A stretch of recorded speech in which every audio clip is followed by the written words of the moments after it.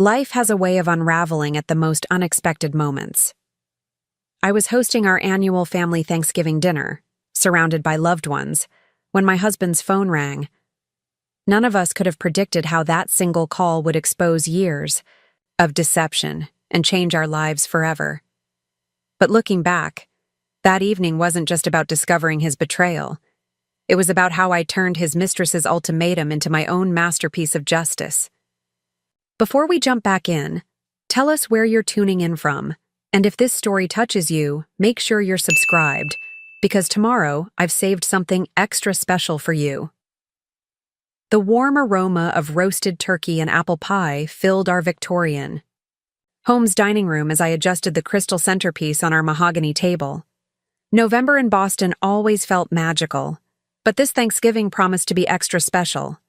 My husband, Gregory, a prominent neurosurgeon at Massachusetts General Hospital, had finally managed to get the entire holiday off for the first time in 15 years of marriage.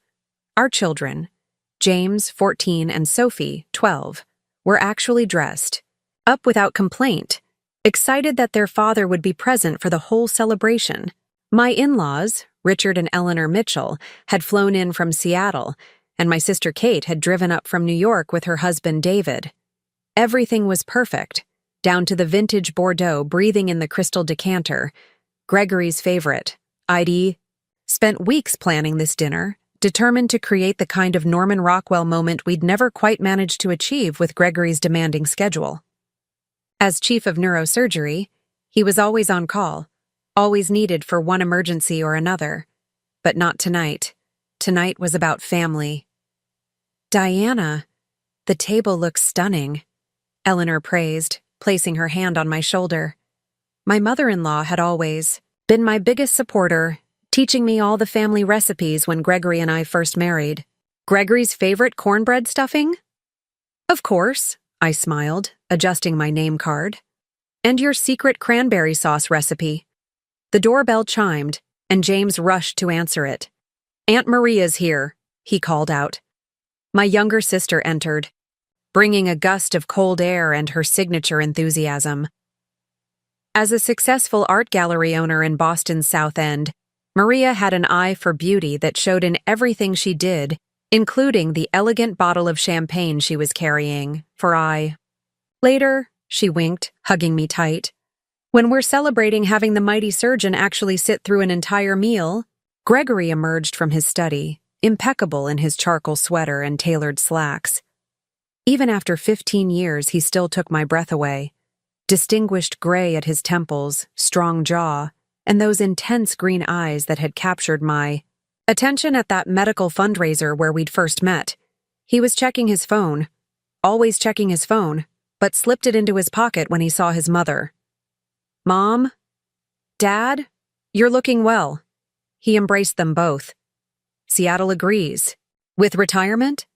Better than these Boston winters," Richard chuckled, but his eyes were sharp behind his glasses. My father-in-law, a retired judge, had always been observant. Perhaps that's why I caught him studying Gregory with an unreadable expression. The kitchen timer chimed, and I excused myself to check on the turkey. Maria followed me, reaching for wine glasses. "Need help, sis?" "Everything's under control," I assured her, opening the oven to baste the perfectly golden bird. "I just want tonight to be special." "Because Gregory's actually here?" Maria's tone was carefully neutral, but I knew what she wasn't saying. She'd been increasingly concerned about Gregory's long hours, his missed family events, the way he seemed more distant lately. But I'd defended him. His work was important, he was saving lives, and tonight would prove that family still came first. The dining room filled with conversation and laughter as everyone took their seats. Gregory sat at the head of the table, with me to his right and James to his left. Sophie sat beside her brother, already deep in conversation with her Aunt Kate about her latest school play. The turkey was carved, wine was poured, and for a moment, everything felt perfect.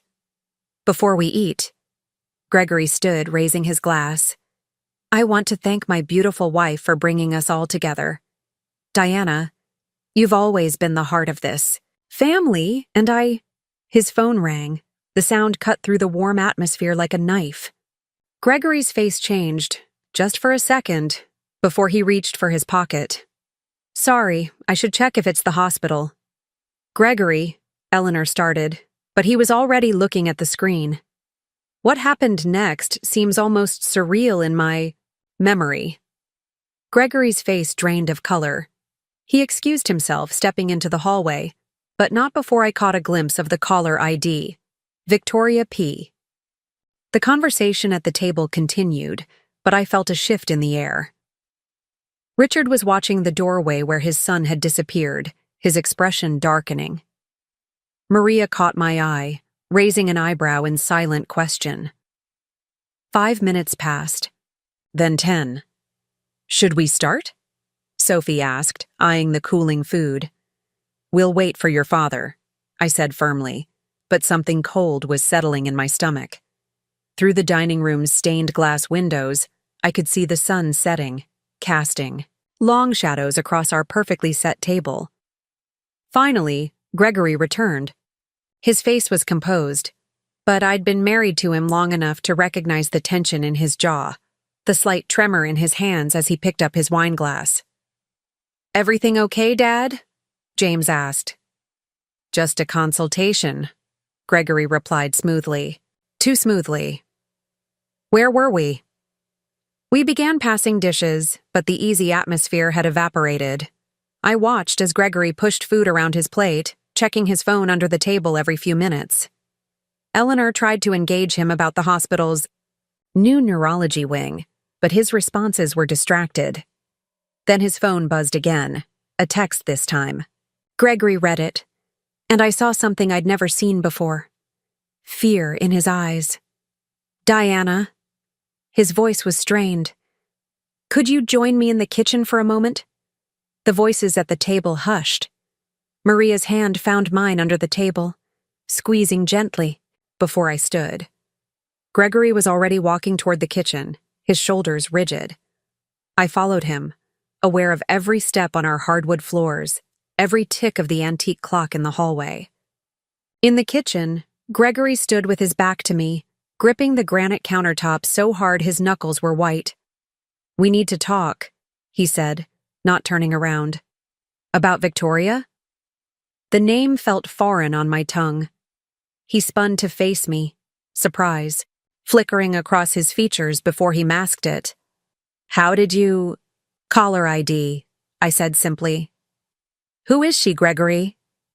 The silence stretched between us, filled only by the muffled sounds of conversation from the dining room and the gentle hum of our refrigerator. Through the kitchen window I could see our garden, where Sophie's wind chimes danced in the November breeze. It's complicated, he finally said, running a hand through his silver-streaked hair. Uncomplicate it. He opened his mouth to respond, but his phone buzzed again. Without thinking, he glanced at it. I was close enough to read the message that flashed across the screen. They need to know. Tell her now, or I will. I'm done waiting. Gregory? My voice was steady, surprising even me. What exactly does Victoria need everyone to know? He looked at me then, really looked at me, for what felt like the first time in months. She's moving in. The words hung in the air between us, absurd in their simplicity. Moving in, I repeated, certain I'd misheard. To our house. She's pregnant, Diana. 3 months along. He said it quickly like ripping off a bandage, but his eyes never left his phone. Preparing and narrating this story took us a lot of time, so if you are enjoying it, subscribe to our channel. It means a lot to us. Now back to the story.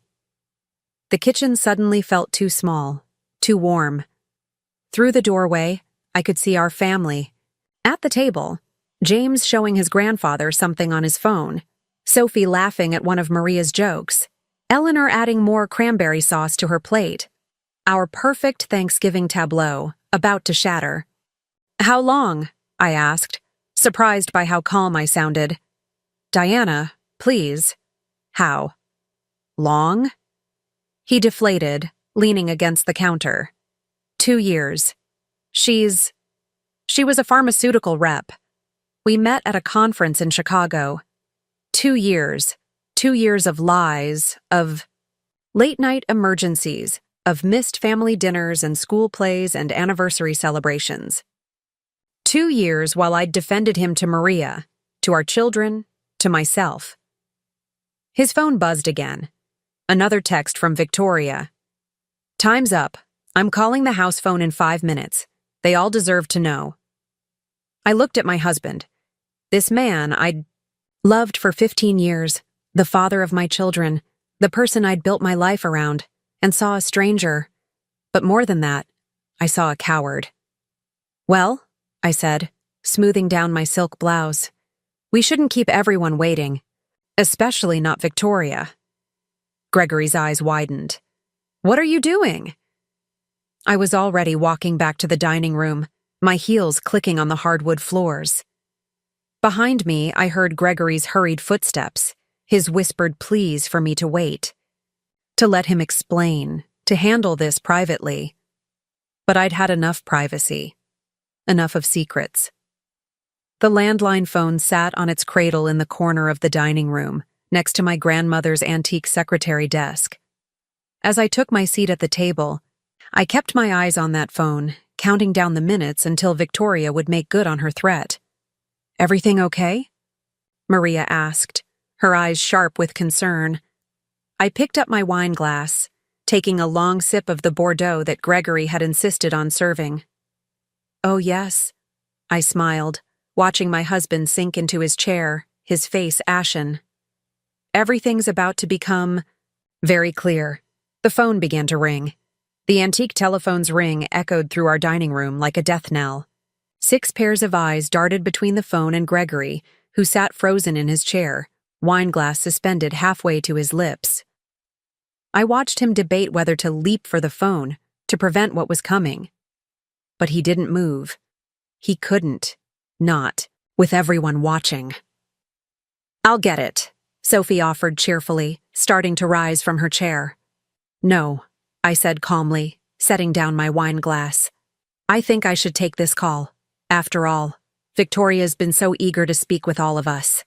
Gregory's glass clattered against the table, red wine sloshing dangerously close to Eleanor's cream-colored sleeve. Maria's eyes narrowed at my words, her gallery owner's instinct for drama kicking in. My father-in-law Richard leaned forward, his judicial demeanor sliding into place. I stood, smoothing my black cocktail dress, the one Gregory had bought me for our anniversary last year, though now I wondered if he'd been with her that day too. My heels clicked against the hardwood as I crossed to the phone, each step measured and deliberate. "Diana." Gregory's voice was strangled. "Please." I lifted the receiver on the 4th ring, pressing the speaker button. The whole family deserved to hear this. "Mitchell residence," I said pleasantly, as if this were any other Thanksgiving evening. "Is Gregory there?" The voice was young, confident, with an edge of impatience. "It's Victoria. But I'm sure you already knew that, Diana." The room went deadly quiet. Sophie's fork clattered against her plate, the sound sharp in the silence. James looked between his father and me, confusion clouding his young face. "Yes, Victoria. Gregory's here. In fact, we're all here, having Thanksgiving dinner. Would you like me to introduce you to everyone?" "Diana, don't—" Gregory started to rise, but one look from his father stopped him cold. Perfect timing. Victoria's voice held a smile. "Since I'll be joining the family soon, I should meet everyone. Has Gregory told you all the happy news?" Eleanor's hand flew to her throat, clutching her pearls, a gesture I'd always found melodramatic until this moment.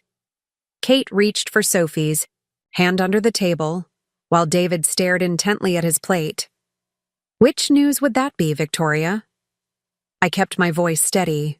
"That you've been sleeping with my husband for 2 years? Or that you're planning to move into my house?" The gasps around the table were almost orchestral in their variety. Maria muttered something that sounded like, "Son of a bitch," under her breath. James stood up so abruptly his chair toppled backward. "Dad?" His voice cracked on the word. "Or perhaps," I continued, watching Gregory's face crumble, "you'd like to announce that you're pregnant? 3 months along, I believe you said?" "You told her?" Victoria's voice lost some of its smugness. "That wasn't the plan, Gregory. You were supposed to wait." "He didn't tell me," I interrupted. "You did. With your perfectly timed call and your ultimatum. Very dramatic, by the way. I appreciate good theater." Through the speaker, we heard Victoria's sharp intake of breath. She hadn't expected this version of me. Calm, controlled, almost amused. She'd probably imagined tears, screaming, and a breakdown in front of my family. That's what Gregory would have told her to expect. Sweet, supportive Diana, who always put everyone else first. "Well," Victoria rallied, "since everything's out in the open, we can stop pretending. Gregory and I love each other. We're having a baby. And this charade of a marriage needs to end." "Charade?" Eleanor's voice shook with rage. "Young woman, do you have any idea—" "Mom, please." Gregory finally found his voice. "This isn't— I can explain everything." "Explain?" Richard's judicial tone could have frozen hell. "Please, son, explain how you've betrayed your wife, your children, your entire family. I'm fascinated to hear the justification," Sophie began, to cry quietly, turning her face into Kate's shoulder. James remained standing, his teenage frame vibrating with emotion. "How could you?" he spat at his father. "Mom's done everything for you. Everything." "James, honey," I said softly, "please sit down. Let's hear what Victoria has to say. After all, she's gone to such trouble to orchestrate this moment." "That's right," Victoria's voice hardened. "I'm tired of being the secret, of watching Gregory play happy families with you while building a real future with me. I'm moving in this weekend. I've already packed." A laugh escaped me, genuine, surprising even myself. "Moving in? Here? To my house?" "It's Gregory's house, too," Victoria snapped. "And he wants me there. Don't you, darling?" All eyes turned to Gregory, who looked like he might be sick on his mother's cranberry sauce. "Victoria, we discussed this. Not now, not like this." "Yes, Gregory," I cut in. "When exactly were you planning this? Which room would Victoria be taking? The guest room needs redecorating anyway, though I doubt the afternoon light would be good for morning sickness. Or were you thinking of giving her our master suite, the one where we've slept for 15 years? The cruel edge in my voice shocked even me. I'd never spoken to anyone like this, least of all in front of our children. But something had broken, loose inside me. Years of trust, of compromise, of putting everyone else's needs first, crumbling like sand. "Diana," Maria stood, moving to my side. "Maybe we should—" "No," I held up my hand. "Victoria clearly has more to say.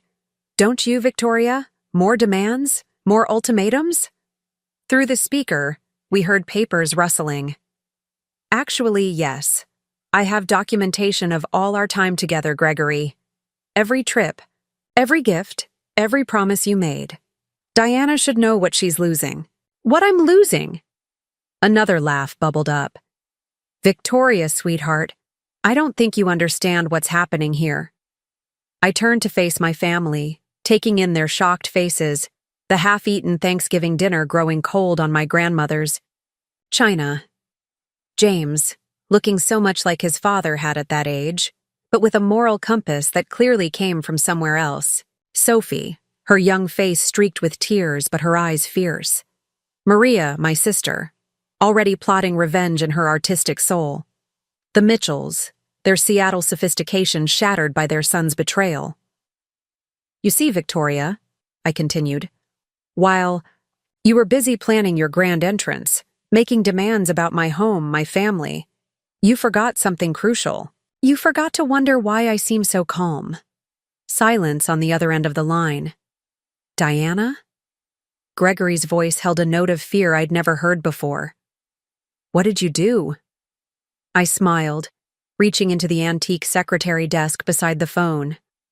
I did what any curator would do when presented with suspicious provenance. I investigated. From the drawer, I pulled out a thick manila envelope. Would you like to know what I found, Victoria? While you were documenting your affair with my husband, you ever stop to check who else might be keeping records? What are you talking about? Victoria's confidence wavered. Janet from the hospital board sends her regards, I said pleasantly. She's been quite concerned about certain irregularities in the neurology department's funding, particularly those private research grants you helped secure through your pharmaceutical connections. Gregory's face went from red to white so fast I thought he might faint. You talked to Janet? Oh, Janet was just the beginning, I continued, pulling papers from the envelope. The hospital board, the medical ethics committee, the state licensing board. They've all been very interested in the relationship between Boston's top neurosurgeon and the pharmaceutical rep, who's been pushing experimental treatments through without proper protocols. You can't prove anything. Victoria's voice shook. Really? I laid out documents on the table, watching Gregory's eyes widen as he recognized the official hospital letterhead. Your company's internal audit team might disagree. They're particularly interested in those offshore accounts where the consulting fees have been going. Richard stood slowly, his legal mind processing the implications. Gregory, tell me you didn't— He did, I confirmed. And Victoria helped him hide it. Though I doubt she mentioned that part when she was planning to move into my house. The phone line crackled with Victoria's rapid breathing. Gregory, do something. But Gregory couldn't move. He was staring at the papers, evidence of every shortcut, every ethical breach, every dollar he'd taken in exchange for pushing certain medications through trials too quickly. You'll destroy his career, Victoria tried one last time. The father of your children— No, I cut her off. You and Gregory did that yourselves. I'm just making sure everyone knows exactly what kind of people you both are. I pressed a button.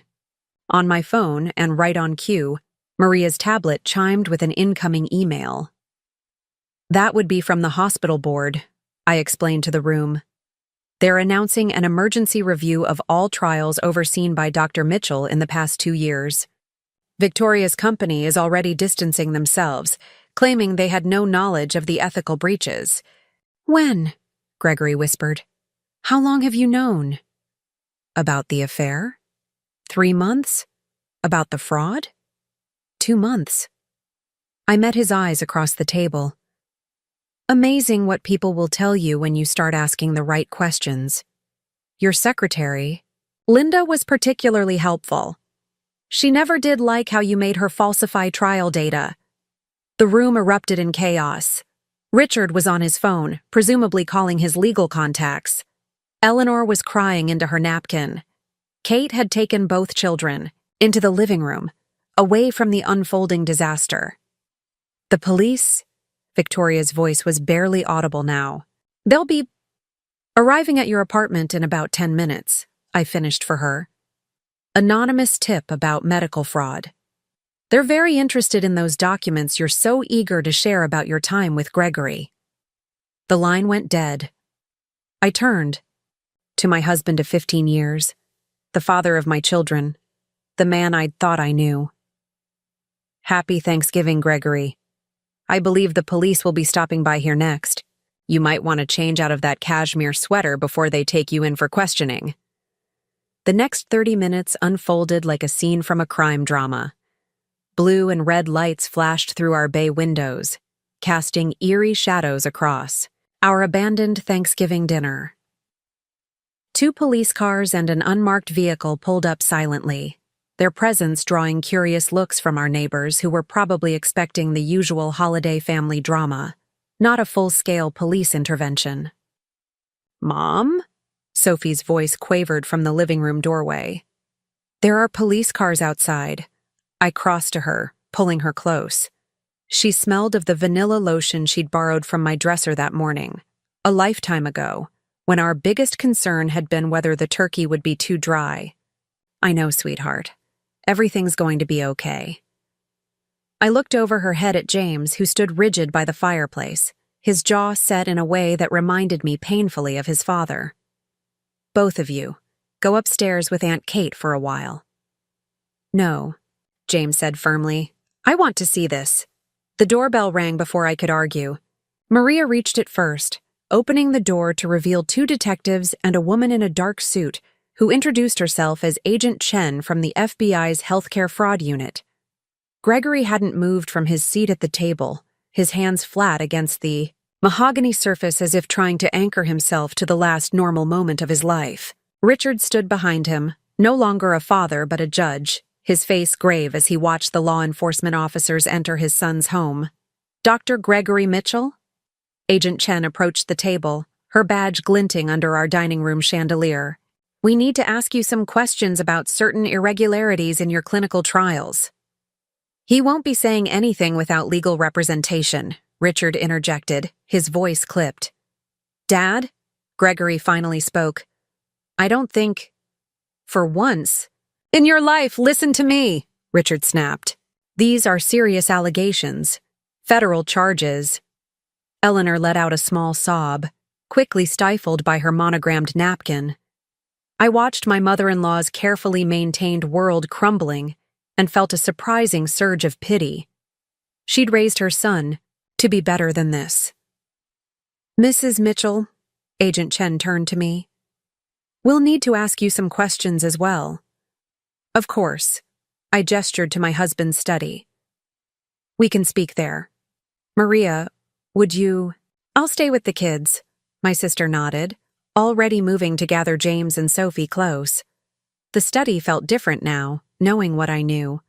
How many times had Gregory sat at that massive oak desk, making calls to Victoria while I slept upstairs? How many documents had he falsified on that laptop, pushing through trials without proper protocols because the pharmaceutical company was paying him too well to care about ethics? Agent Chen settled into one of the leather chairs while I perched on the edge of the desk. Through the study's open door, I could hear the other officers reading Gregory his rights in our dining room. You've been gathering evidence for some time, Agent Chen stated, consulting her notebook. 2 months, I confirmed. Since I discovered irregularities in our joint accounts. Large deposits that didn't match hospital salary payments. And you didn't confront your husband? No. I smiled thinly.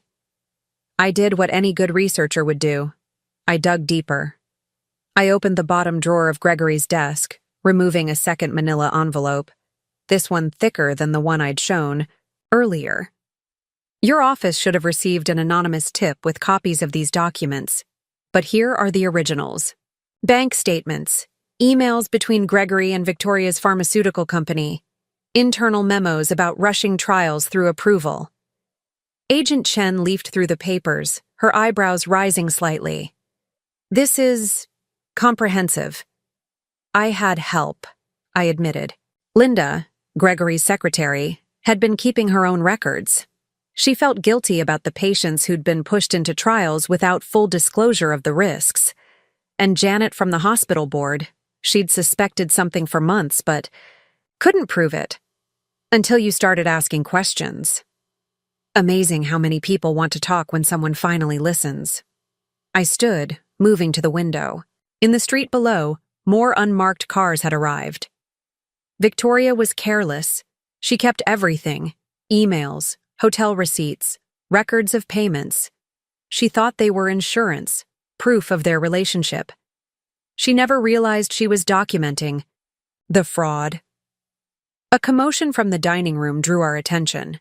Gregory's voice, raised for the first time I could remember. Diana, what have you done? Agent Chen moved to the door, but I waved her back. He's not going to do anything. Gregory's never handled confrontation well. It's why he had Victoria make the call tonight. He couldn't face telling me himself. As if summoned by her name, my phone buzzed with a text from an unknown number. Victoria. They're here, at my apartment. How could you do this to us? I showed the message to Agent Chen. Your team arrived? She nodded. Ms. Peterson is being taken into custody as we speak. The pharmaceutical company is already cooperating, trying to minimize their exposure. Another text from Victoria. I'm pregnant. You can't do this. The pregnancy, Agent Chen glanced at her notes. Is it real? Yes. I moved back to the desk, opening another drawer. And thoroughly documented in the company's health insurance files. They've been covering her prenatal care, against policy, since she wasn't supposed to be involved with a doctor overseeing their trials. More evidence of the ethics breaches. Through the study windows, I watched a police car pull away. From our curb, presumably heading to Victoria's apartment. Our neighbors had given up pretending not to watch, gathering in small clusters on their pristine lawns. By morning, the story would be all over our exclusive suburb. The respected neurosurgeon, his pregnant mistress, the medical fraud scandal. Mrs. Mitchell, Agent Chen's voice softened slightly. This couldn't have been easy. Investigating your own husband, gathering evidence while maintaining normalcy at home. Actually, I turned back to her, it was surprisingly simple. Gregory never thought I'd look too closely at his work. He'd convinced himself and Victoria that I was just the supportive wife, the perfect hostess, too naive to question anything. A knock at the study door revealed one of the detectives. We're ready to transport Dr. Mitchell for questioning. Judge Mitchell has called their family lawyer. I nodded, gathering my composure. I should check on my children. Of course. Agent Chen collected the documents I'd provided. We'll need you to come in tomorrow to make a formal statement. In the dining room, Gregory stood flanked by officers, his hands secured behind his back. The cashmere sweater looked absurd now, a costume from a life that had ended the moment Victoria's call came through. Diana, he pleaded, we can talk about this. Whatever they're paying you. Paying me? I cut him off, incredulous. You think I did this for money? Then why? His voice cracked. Everything I did, all the trials, the research, it was for us, for our future. No. I stepped closer, close enough to smell his expensive cologne. It was for you. And for her. The houses you were looking at together, the private school funds you'd set up for the baby, all paid for with money from pushing untested drugs on desperate patients. Eleanor gasped. This was apparently news to her. Richard's face had turned to stone. How did you... Gregory trailed off, realization dawning. The realtor. Sandra told you about the house viewings. Sandra felt terrible about lying to me. Apparently, Victoria wasn't very nice to her. I straightened Gregory's collar. One last wifely gesture. You should have been more careful about who you trusted. But then, you never were good at judging character. The officers began moving toward the door. Our perfect Thanksgiving dinner sat abandoned on the table, food grown cold, wine glasses half empty. Through the hall, I could hear Sophie crying upstairs, Maria's gentle voice trying to comfort her. What about the children? Gregory asked, desperation creeping into his voice. What about our family? You should have thought about that before you started falsifying drug trials, I replied calmly. Or before you got your mistress pregnant. Take your pick. As they let him out, I noticed his phone on the table where he'd dropped it earlier. One last text from Victoria glowed on the screen. They're taking me in. Do something. But Gregory couldn't do anything anymore. His carefully constructed world of lies, personal and professional, was collapsing around him. By morning, the hospital would distance itself. His colleagues would deny knowledge of his actions, and Victoria's pharmaceutical company would throw them both under the bus to save their corporate reputation. I picked up his phone, sending one final message to Victoria. He can't help you now, and neither can I. Then I turned it off and handed it to Agent Chen. You'll want to add this to your evidence. I'm sure there's plenty more incriminating correspondence. As the last police car pulled away, our front yard finally cleared of official vehicles and curious neighbors. I stood in the foyer of my beautiful home, The home Gregory and I had built together. The home he'd planned to move his pregnant mistress into, and felt nothing but a profound exhaustion. Diana? Maria appeared at my side, her arm sliding around my waist. The kids are asking for you. I nodded, taking one last look at our ruined Thanksgiving tableau. Help me clear the table? No point letting good china sit out all night. Diana? Maria's voice cracked slightly. Stop. Just stop for a moment.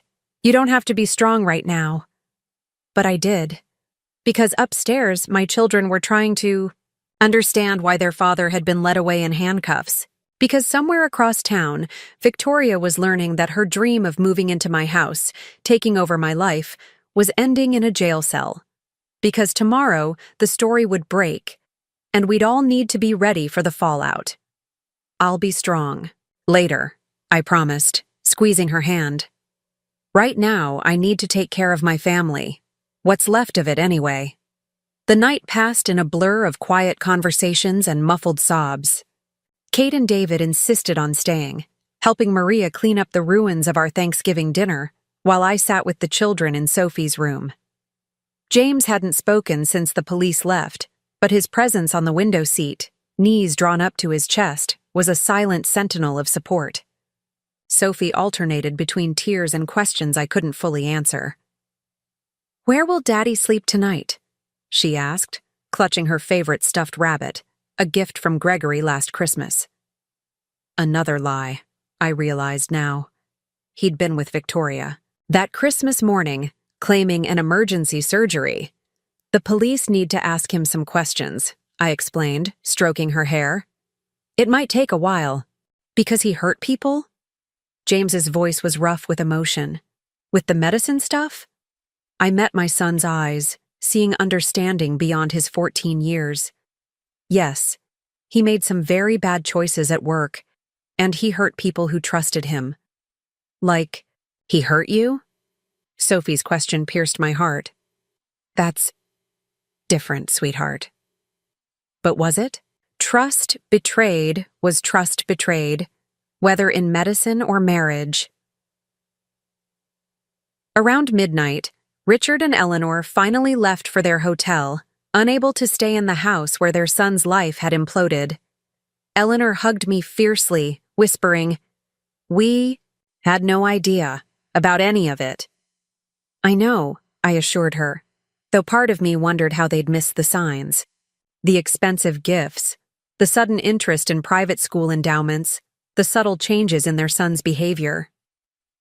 After everyone left, I found myself in Gregory's study, surrounded by the remnants of his carefully constructed facade.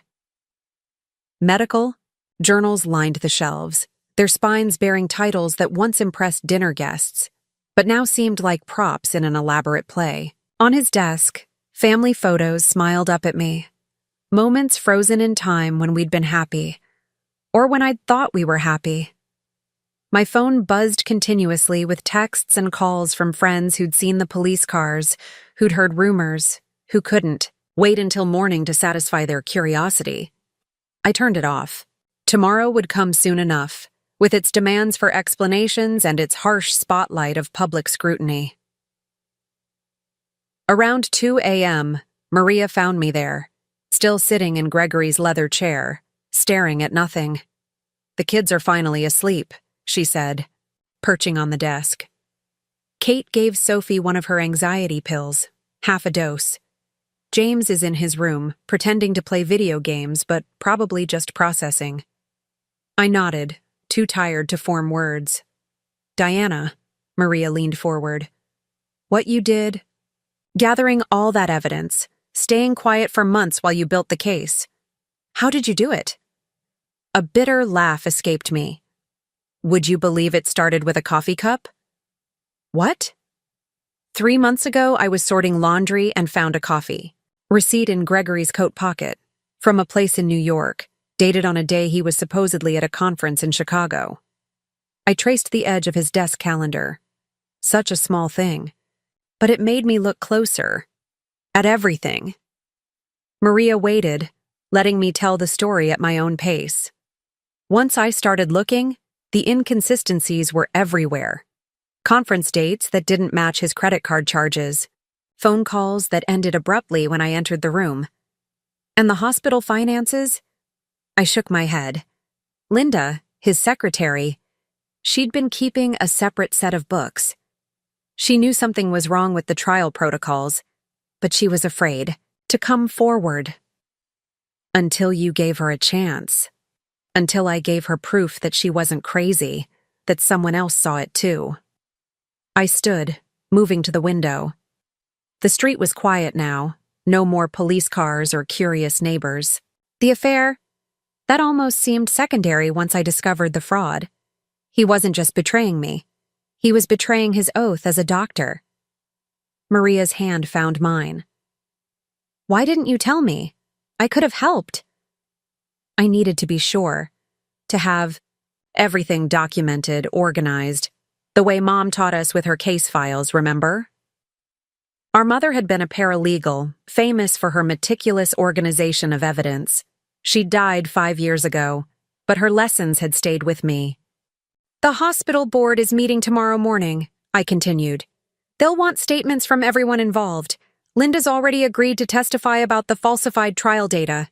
Janet has records of every irregular payment, every breach of protocol. And Victoria? My hand tightened on the window frame. Victoria thought she was documenting their love story. Every hotel receipt, every gift, every secret meeting, she kept it all. Proof of their relationship. But all she really did was create a timeline of the fraud. When they met, when the irregular payments started, when the trial protocols began to change. She really thought she was going to move in here? Maria's voice held disbelief.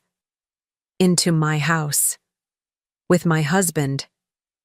While carrying the baby they conceived during a medical conference where Gregory was pushing through approval for an untested drug. The bitterness in my voice surprised even me. A soft knock at the study door revealed Kate, still dressed in her Thanksgiving outfit but looking considerably more rumpled. Sophie's asking for you, she said softly. I think she had a nightmare. I moved toward the door, but Kate caught my arm. Diana, there are reporters outside the hospital. It's already starting, of course it was. Boston's top neurosurgeon arrested on Thanksgiving. His pregnant mistress in custody. Millions in fraudulent drug trials exposed. It was the kind of story that would dominate headlines for weeks. The children, I said, suddenly panicked. School. Already. Handled, Maria assured me. I called Headmaster Phillips. James and Sophie have been excused for the next week, with arrangements for remote learning if needed. I sank back into Gregory's chair, overwhelmed by the practical details of our unraveling life. The hospital will suspend his privileges. The mortgage, our accounts, are already separated, Maria finished. Remember, you did that last month when you first took the evidence to the FBI. The house is in your name. Your accounts are protected. She was right. I had prepared for this, methodically and thoroughly. But somehow the reality of it felt different from the planning. Upstairs, Sophie's cry pierced the late-night silence. I rose automatically, mother's instinct overriding everything else. Diana? Kate called after me. What are you going to tell? Them? About their father? I paused at the study door. The truth, that their father made terrible choices, that he hurt people who trusted him, that sometimes the people we love aren't who we thought they were. And about the baby? Maria's question was gentle but unavoidable. The baby, Gregory and Victoria's child, who would be born in a prison hospital while both parents faced federal charges. My children's half-sibling, conceived in betrayal and corruption. One truth at a time, I said finally. Right now they need to understand that none of this is their fault, that what Gregory and Victoria did, all of it, was about their own selfishness, not about our family. As I climbed the stairs to Sophie's room, my phone buzzed one final time before dying. A text from an unknown number, probably Victoria. using her one phone call to make one last attempt at what? Threats? Pleading? Explanations? It didn't matter anymore. Tomorrow would bring its own challenges. Reporters, lawyers, hospital board meetings, curious neighbors, judgmental school parents. But tonight, my children needed their mother. Not the woman who had meticulously gathered evidence for months. Not the wife who had exposed her husband's crimes, but just their mom. I pushed open Sophie's door, where my daughter's tear-stained face turned toward me in the soft glow of her nightlight. "Mom?" "I'm here, sweetheart," I said, settling onto her bed. "I'm right here." And I was. Stronger than Gregory had ever suspected, more resilient than Victoria had calculated, and ready to protect what really mattered. Not the perfect facade we'd maintained for so long, but the truth that would set us all free. Dawn broke over Boston with merciless clarity, bringing with it the first wave of media coverage. I sat in the kitchen, clutching a cup of untouched coffee, watching the early morning news transform my private nightmare into public spectacle.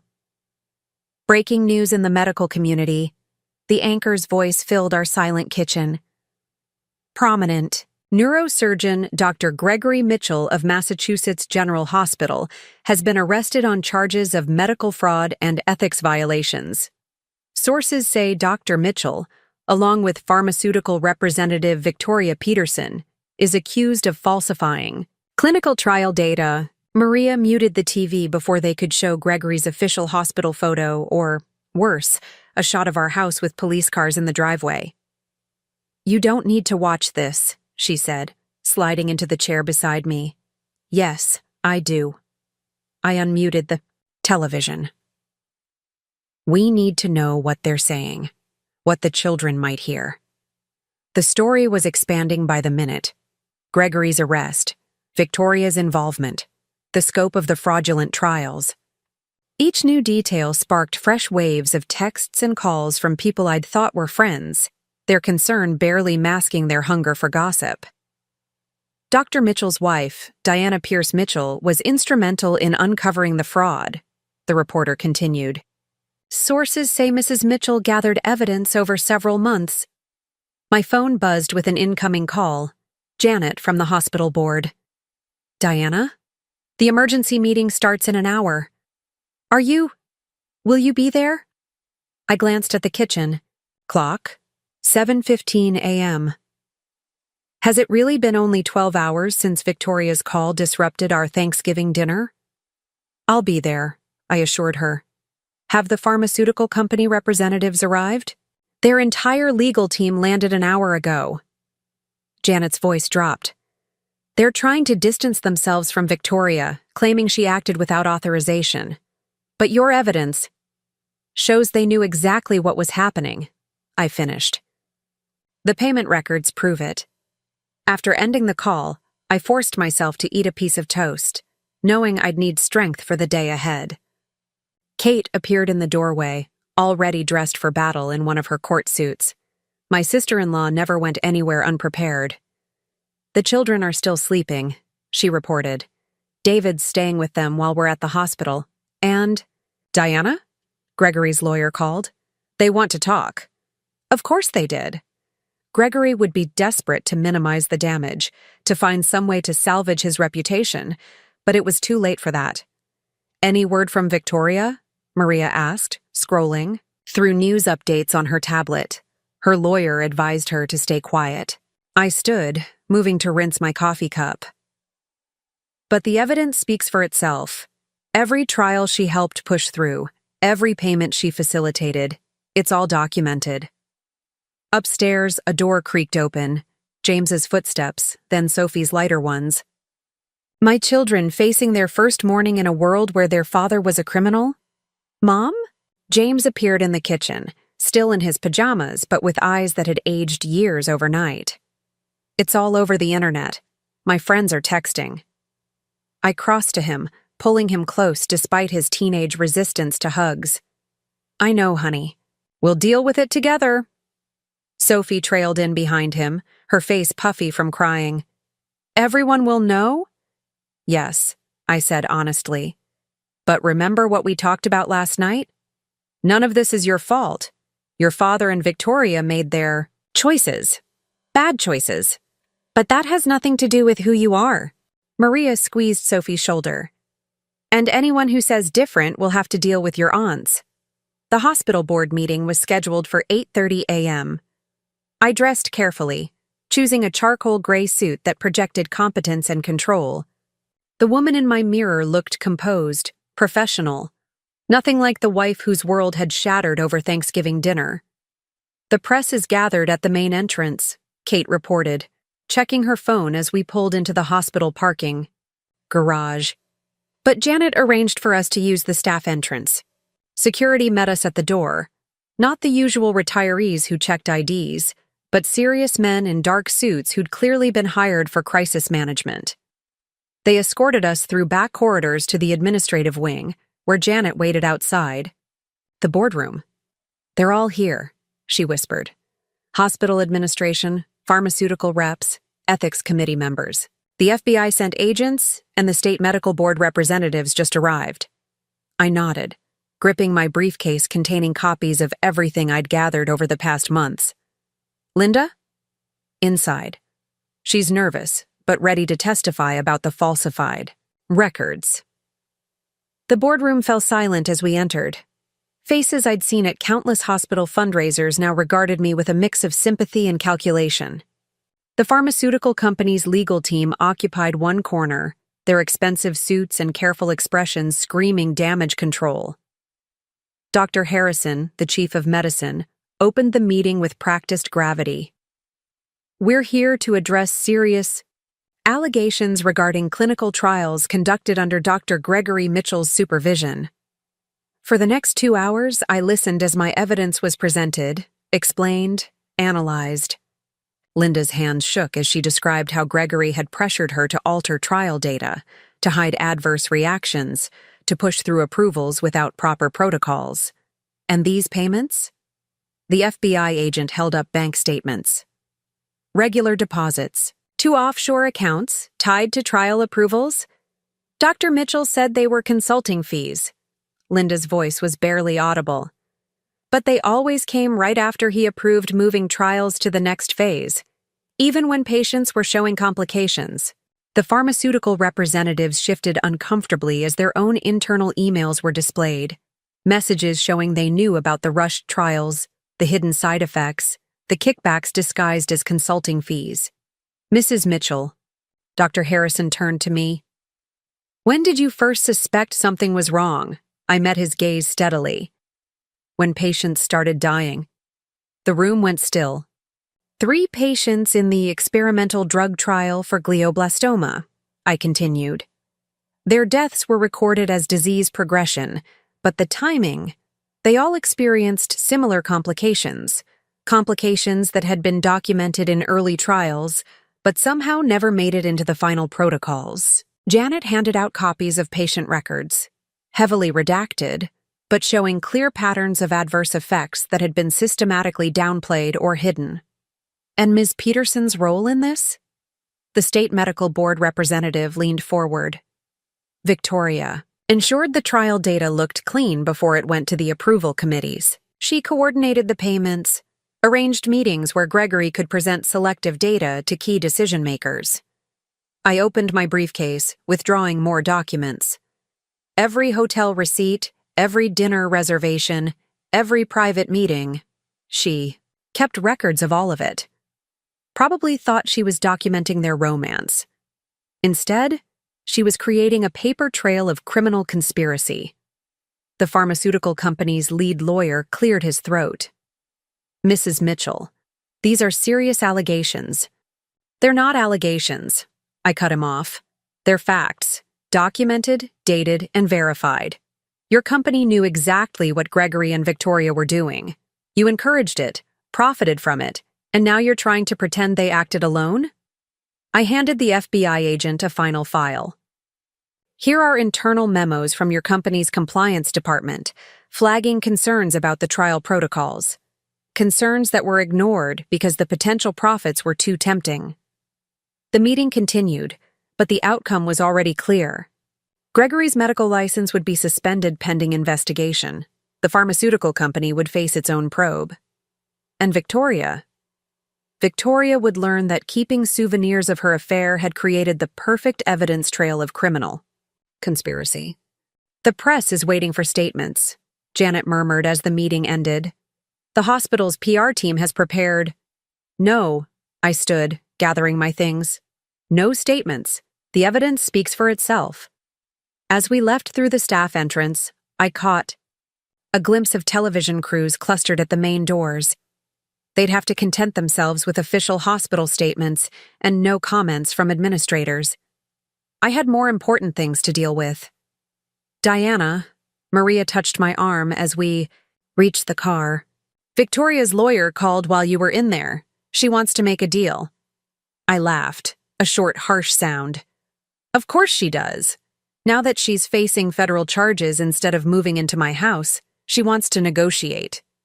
"She's still pregnant," Kate reminded me gently. "The baby. Gregory's child who would enter the world surrounded by scandal and shame. My children's half-sibling, innocent of their parents' crimes but forever marked by them."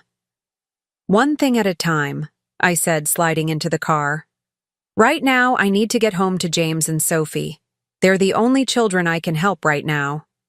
But as we drove away from the hospital, where Gregory had built his reputation on lies and corruption, where Victoria had plotted to take over my life, I couldn't help wondering about that unborn child.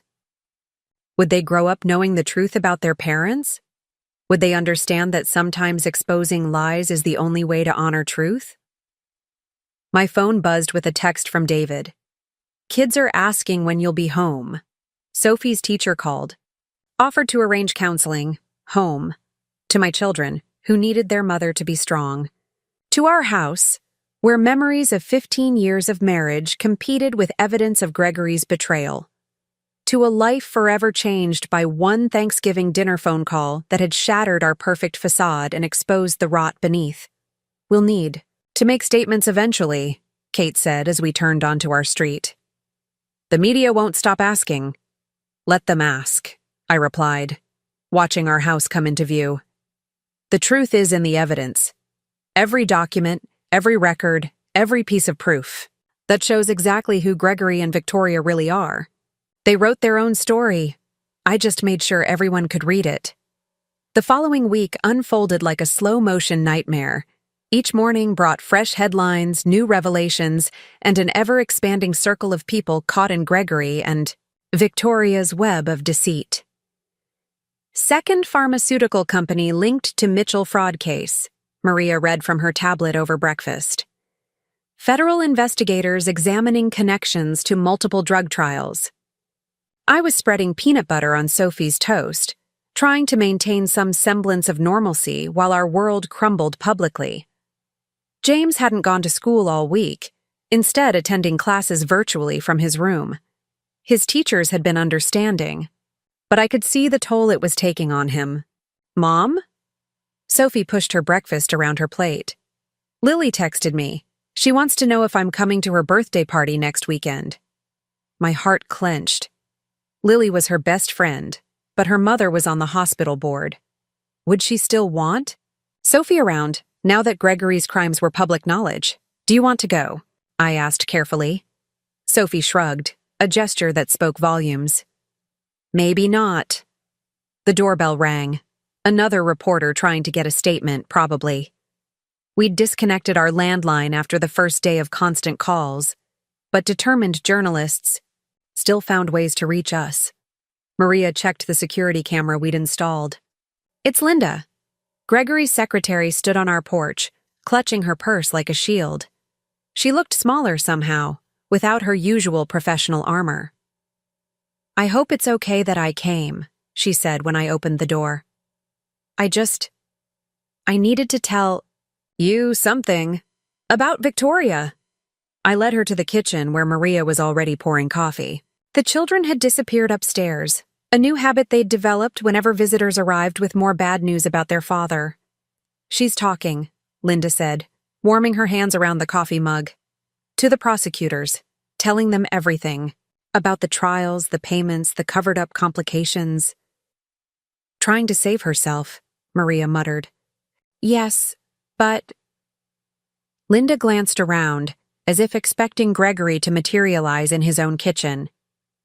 There's more. She's claiming she has evidence about other doctors, other trials. The implications hit me like a physical blow.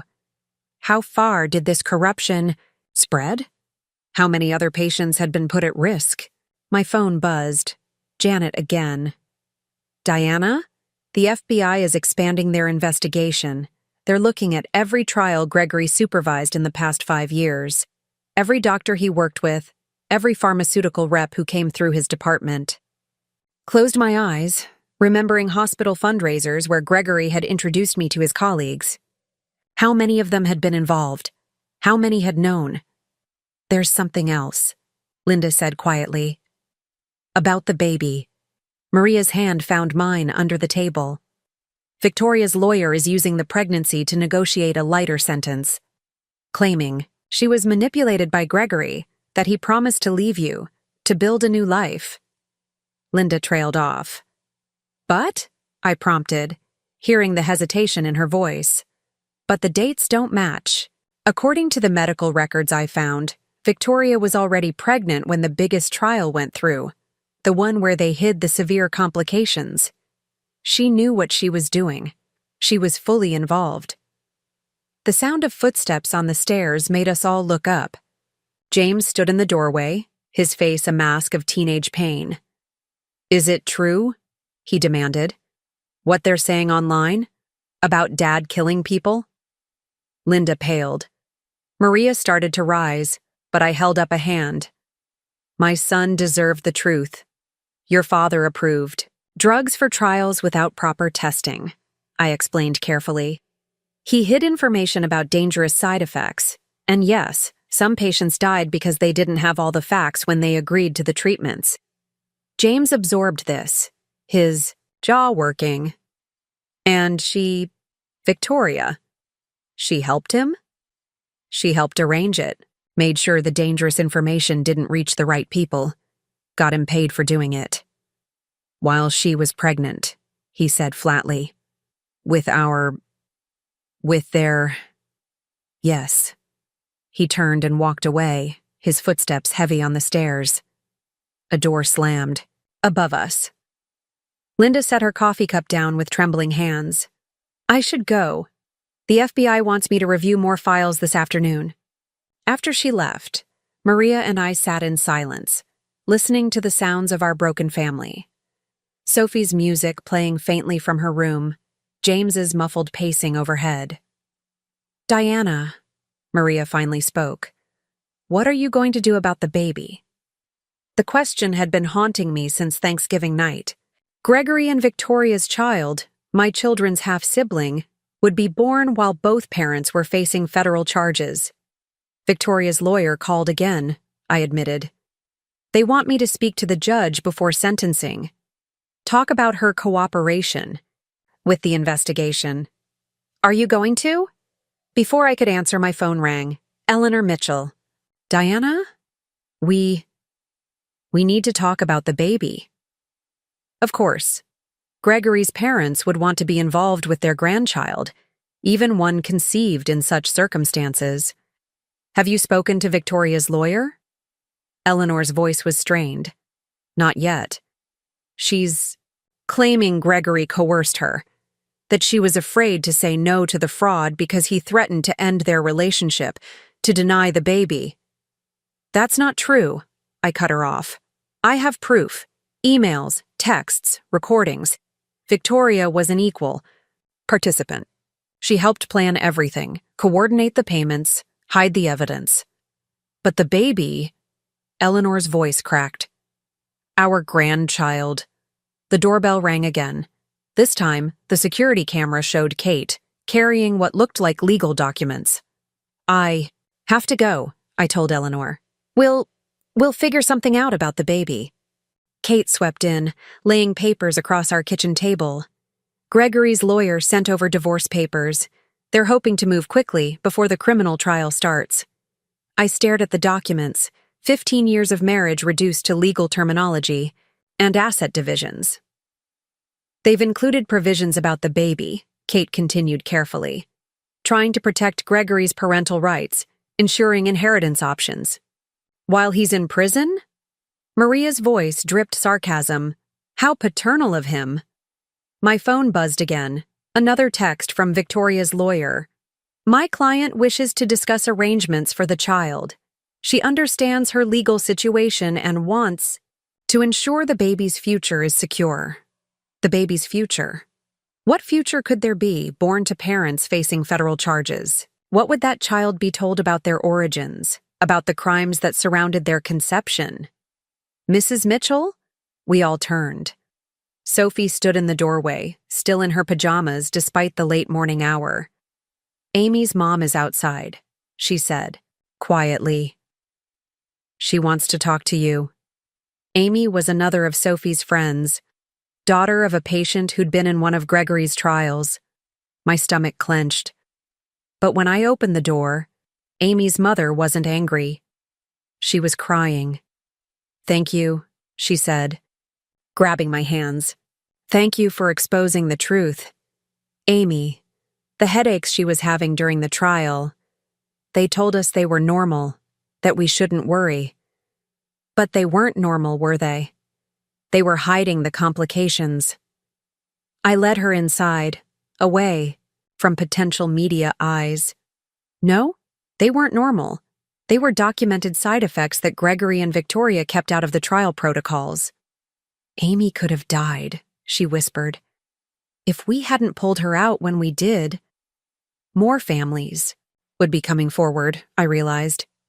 More parents are learning how close their children had come to disaster. More patients discovered that their trust had been betrayed not just by Gregory, but by an entire system that prioritized profit over safety. My phone buzzed yet again. Janet, with more news from the hospital board. They've suspended 3 more doctors, she reported. Found connections to Gregory's trials, evidence they knew about the hidden complications. The pharmaceutical companies are in full panic mode, trying to contain the damage. The damage. To reputations, to careers, to the hospital's standing. But what about the damage to patients? To families who'd trusted their doctors to tell them the truth? Diana? Maria touched my arm. The prosecutor's office is on the other line. They want to schedule your formal testimony. I looked around my kitchen, at the divorce papers spread across the table, at Amy's mother still crying softly, at Sophie hovering uncertainly in the doorway, at the pieces of a life shattered by lies and betrayal. Tell them I'm ready, I said. It's time everyone heard the whole truth. The truth about Gregory's corruption, about Victoria's calculated manipulation, about a system that allowed them to gamble with patients' lives for profit. And somewhere in a jail cell, Victoria's unborn child grew, innocent of their parents. Crimes but destined to be born into their consequences. My phone buzzed one final time, a message from an unknown number, probably Victoria using another lawyer's phone. Please. For the baby's sake, help me. I deleted it without responding. I had my own children to protect, my own truth to tell. The baby would have to wait. The criminal trial began on a cold December morning, 3 weeks after that fateful Thanksgiving dinner. The courthouse steps were crowded with reporters, their breath visible in the winter air as they jostled for position, hoping to catch a glimpse of Boston's most notorious medical scandal. I sat in the witness preparation room reviewing my testimony one last time. The prosecutor, Sarah Chen, paced before me, her heels clicking on the marble floor. Remember, she said, stick to the facts. The documentation of the trials, the payment records, the communication between Gregory and Victoria. Don't let their lawyers bait you into emotional responses, as if I could be more emotional than I already was. Outside this room, my children sat with Maria and Kate, waiting to watch their mother testify against their father. James had insisted on coming, despite my reservations. I need to hear it all, he'd said that morning. No more secrets. Mrs. Mitchell? A court officer appeared at the door. They're ready. The main courtroom was packed. I spotted hospital board members, pharmaceutical executives, medical ethics committee representatives, all waiting to witness the unraveling of Gregory's carefully constructed empire of lies. Gregory sat at the defense table, wearing a suit that looked slightly too large. Jail food clearly didn't match his usual dietary preferences. His lawyer, Martin Walsh, projected confident detachment, but I could see tension in his shoulders. Victoria sat at a separate table with her own legal team. Her pregnancy was more visible now, the slight swell of her abdomen visible even under her conservative navy dress. She didn't look at me as I passed. Please state your name for the record, the court clerk intoned. Diana Pierce Mitchell? And your relationship to the defendants? A loaded question if ever there was one. I am Gregory, Mitchell's wife. Or I was, until the divorce papers were finalized yesterday. A murmur ran through the courtroom. We'd pushed the divorce through quickly, my lawyers arguing successfully for an expedited process given the circumstances. Mrs. Mitchell, the prosecutor, began, please tell the court when you first became aware of irregularities in Dr. Mitchell's medical trials. I took a deep breath, remembering Sarah's advice. Stick to the facts. 3 months ago, I found discrepancies in our financial records. Large deposits that didn't match hospital salary payments. That led me to investigate further, and I discovered communications between Gregory and Victoria Peterson regarding clinical trial protocols. What kind of communications? Emails, texts, and recorded conversations discussing how to modify trial data, how to hide adverse reactions, how to fast-track approvals without proper safety protocols. Walsh objected, claiming hearsay, but was overruled when Sarah produced the certified copies of all communications. And the payments? Sarah prompted. Regular deposits to offshore accounts, coordinated by Victoria through her pharmaceutical connections. Each payment coincided with trial approvals or protocol modifications. For the next 2 hours, I laid out the evidence I'd gathered. Every document, every recording, every piece of proof showing how Gregory and Victoria had systematically compromised patient safety for profit. The prosecution enters into Evidence Exhibit 47, Sarah announced, displaying emails on the courtroom screens. Communications between Dr. Mitchell and Ms. Peterson discussing the concealment of severe complications in the glioblastoma trial. I heard gasps from the gallery as the emails appeared. Gregory's clinical discussion of hiding patient deaths, Victoria's suggestions for reclassifying adverse reactions as disease progression. They knew, I said, my voice steady. They knew patients were dying from complications, but they kept pushing the trials forward. The payments were too good to stop. Victoria's lawyer stood for cross-examination, his expensive suit a sharp contrast to his client's prison-approved attire. Mrs. Mitchell, isn't it possible you've misinterpreted these communications? Perhaps seeing conspiracy where there was only normal professional interaction? Normal professional interaction doesn't require offshore accounts, I replied. Or falsified death certificates. He changed tactics. You discovered your husband's affair with my client. Isn't it possible your investigation was motivated by revenge? Sarah started to object, but I was ready for this. I discovered the medical fraud first, I said clearly. The affair came later. But you're right. Finding out Gregory was sleeping with someone who helped him hide patient deaths did clarify things. It showed exactly what kind of people they both are. Victoria flinched. Gregory stared at the table. And now that my client is pregnant, her lawyer continued, carrying your children's half-sibling, don't you feel any obligation to— Objection. Sarah's voice cracked like a whip. Relevance. Sustained, the judge agreed. The witness's feelings about the defendant's pregnancy are not at issue. But the question hung in the air. What about the baby? What about this innocent child who would be born into this mess of corruption and betrayal? The cross-examination continued, both legal teams trying to either strengthen or discredit my testimony. Through it all, I kept my focus on the evidence, on the facts that couldn't be disputed or explained away. During a brief recess, I found James and Sophie in the hallway. My son's face was stoic, but I could see the pain in his eyes. "You okay?" I asked softly. He nodded.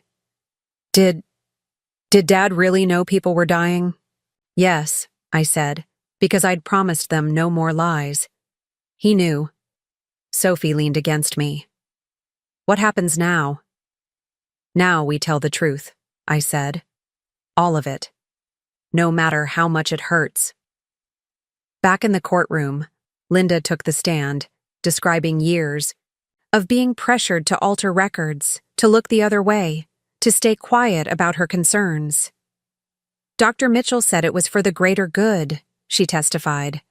"Getting these drugs approved quickly would help more patients in the long run. But people were dying." Janet testified about the hospital board's growing suspicions, about red flags that had been ignored because Gregory's department brought in too much money to question.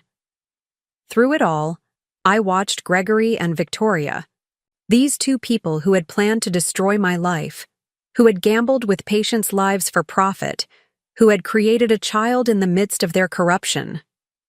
Victoria's lawyer made one last attempt during closing arguments. My client was manipulated by a powerful, respected doctor. She's expecting his child, facing an uncertain future. But the evidence spoke louder than any emotional appeals. The jury took less than 6 hours to reach their verdict. On the charge of conspiracy to commit medical fraud, how do you find? Guilty. On the charge of accepting illegal kickbacks? Guilty. On the charge of falsifying medical records resulting in patient death? Guilty. Count after count, the verdicts came in. Gregory's carefully constructed world of privilege and power crumbled with each guilty. Victoria's dreams of taking over. My life ended not in my house, but in a prison cell. As the deputies led them away, Victoria turned to me. "Diana, please. The baby." But I was already walking away, gathering my children close, leading them out of the courtroom where their father's crimes had been laid bare. Outside, the winter sun was setting early, casting long shadows across the courthouse steps. Reporters called questions, cameras flashed, but we moved steadily through them toward where Maria waited with the car. "Mom?" Sophie's voice was small. "What happens to the baby when it's born?" The question I'd been avoiding since Thanksgiving. Gregory and Victoria's child, an innocent caught between justice and revenge, between truth and consequences. "I don't know," I admitted. "But whatever happens, it's not your responsibility, not your burden to carry." My phone buzzed. Eleanor. Mitchell, probably wanting to discuss grandparent rights, to plan for the baby's arrival. But I couldn't think about that yet. Right now, my children need me. Right now, the truth had been told, justice had been served, and we had to find our way forward in this new reality. The reporters followed us to the car, still shouting questions. "Mrs. Mitchell, what about the baby? Will you seek custody? No. You know about the affair when you started investigating?" But none of that mattered now. What mattered was my children, their healing, our future. The baby. The baby would have to wait. As we drove away from the courthouse, leaving Gregory and Victoria to face the consequences of their actions, I thought about how a single phone call on Thanksgiving had changed everything. How one moment of arrogant triumph, Victoria thinking she could claim my life, had led to the exposure of years of corruption. Sometimes justice comes in unexpected ways. Sometimes the truth emerges from the strangest circumstances. And sometimes the best revenge is simply letting people's own actions reveal exactly who they are. The weeks following the trial brought a different kind of chaos. While Gregory and Victoria awaited sentencing in separate detention facilities, the ripple effects of their crimes continued to spread through Boston's medical community. I sat in my home office, reviewing emails from Janet about the expanding investigation. 3 more doctors had been implicated in Gregory's fraudulent trials. 2 pharmaceutical companies were facing congressional inquiries. The hospital's reputation was in tatters. "Diana?" Maria knocked softly, entering with fresh coffee. "The hospital board sent over more documents. They want you to review the patient files from the Davidson trial." The Davidson trial, one of Gregory's earliest experiments with falsifying data. How many lives had been affected? How many families were just now learning the truth about their loved ones' treatments? "Mrs. Mitchell?" I looked up to find Linda hovering in the doorway, clutching a thick manila envelope. She'd taken to bringing me information directly, too nervous to trust hospital channels. "More records?" I asked, gesturing for her to sit. "From the archived files. Cases from 5 years ago that match the pattern. Rushed approvals, hidden complications, unexpected deaths." She paused, twisting her hands. "And something else. About Victoria." I set down my coffee. "What about her?" She did this before. At her previous hospital in Chicago, I found records of similar trials, similar patterns of concealed data. She left suddenly, right before an internal audit. Of course she had. Victoria's manipulation of Gregory hadn't been her first attempt at this scheme. She'd perfected it elsewhere, learned how to exploit doctors' egos and ambitions. My phone buzzed. A text from Kate. "Gregory's lawyer reached out. He wants to make a deal before sentencing." Another buzz. Janet. 2 more pharmaceutical reps have come forward. They say Victoria approached them about similar arrangements with other doctors. The scope of the corruption was staggering. How many patients had been affected? How many lives had been risked for profit? "Mom?" James stood in the office doorway, his school backpack slung over one shoulder. He'd finally returned to in-person classes, facing the whispers and stares with remarkable strength. "There's a woman outside. She says she needs to talk to you about Dad's trials." Through the front window, I could see a middle-aged woman pacing on our porch, clutching what looked like medical files. "Patricia Wilson," Linda said quietly, recognizing her. "Her husband was in the glioblastoma trial. He didn't make it." I nodded to Maria. "Show her in. She deserves answers." Patricia Wilson's hands shook as she spread her husband's medical records across my desk. "They said the treatment was safe," she whispered. "Dr. Mitchell said the early trials showed promise, minimal side effects." "But there were side effects," I finished gently. "Severe ones. They just hid them from the approval committees." "Tom trusted him. We both did." Her voice cracked. "The headaches, the seizures, they said it was disease progression. Normal for glioblastoma patients. But it wasn't, was it?" "No," I confirmed, pulling out the real trial data from my files. "These symptoms were documented in early trials. Gregory and Victoria knew the risks, but the pharmaceutical company was paying too well to stop." Patricia stared at the documents, at the evidence of how her husband's death had been classified, hidden, used to push through more trials. "The police," she said finally.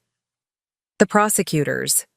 They want me to testify at the sentencing hearing. Tell the judge what happened to Tom." "You don't have to," I assured her. "The evidence is clear enough." "Yes, I do." She straightened, grief hardening into resolve. "People need to know what they did, all of it." After she left, I found James still hovering nearby, having heard everything. "How many?" he asked.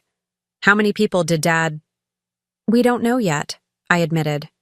"The investigation is still ongoing. But each day brings more cases, more families like Mrs. Wilson." My phone buzzed again, Eleanor Mitchell calling for the 3rd time today. I let it go to voicemail, knowing she wanted to discuss Victoria's pregnancy, the baby's future, and the family's legacy. The baby. Victoria was 7 months along now, her due date approaching while she sat in a detention center, awaiting sentencing. The child would be born into this mess of corruption and consequences, carrying the weight of their parents' crimes. Diana? Kate appeared, legal documents in hand. Gregory's lawyer sent over the updated plea agreement. He's willing to testify about other doctors involved and provide evidence about the pharmaceutical company's knowledge. In exchange for what? Reduced sentence. And she hesitated. He wants visitation rights. With the baby. Of course he did. Even now, Gregory was trying to negotiate, to minimize consequences, to maintain some control over the situation. What about Victoria? Maria asked. Is she still claiming she was manipulated? No, Linda answered, surprising us all. She's talking. About everything. Other hospitals, other doctors she approached. It's like once the truth started, coming out she couldn't stop. My phone buzzed yet again. Janet with more news from the hospital board. Third pharmaceutical company implicated. Stock prices are falling. Board members resigning. The dominoes were still falling, each revelation leading to more exposure, more consequences. Gregory and Victoria's corruption had infected the entire system, and now everyone was scrambling to contain the damage. Mom? Sophie appeared, her school uniform still pristine despite the late hour. My daughter had become almost compulsive about appearances lately, as if perfect clothes could somehow shield her from the chaos. Grandma Eleanor keeps texting about the baby, always the baby. This unborn child who had become the center of everyone's concern, the focus of negotiations and legal maneuvering. What do you think? I asked Sophie gently. About having a half-sibling?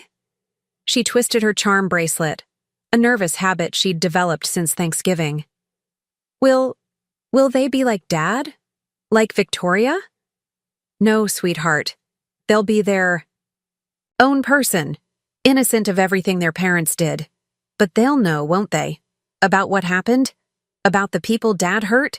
Before I could answer, my phone buzzed with a new message, this time from Victoria's lawyer. Client requesting meeting. I want to discuss the baby's future. Willing to provide more evidence in exchange for your involvement. Always negotiating. Always trying to manipulate situations to their advantage. Even now, facing years in prison, Victoria was still playing angles, still trying to use her pregnancy as leverage.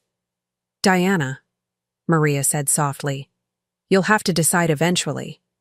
About the baby, about your role in their life. She was right. This child would be James and Sophie's sibling, Eleanor and Richard's grandchild, a permanent connection to the people who had betrayed us all. Through the window, I watched another news van cruise slowly past our house. The story wouldn't die.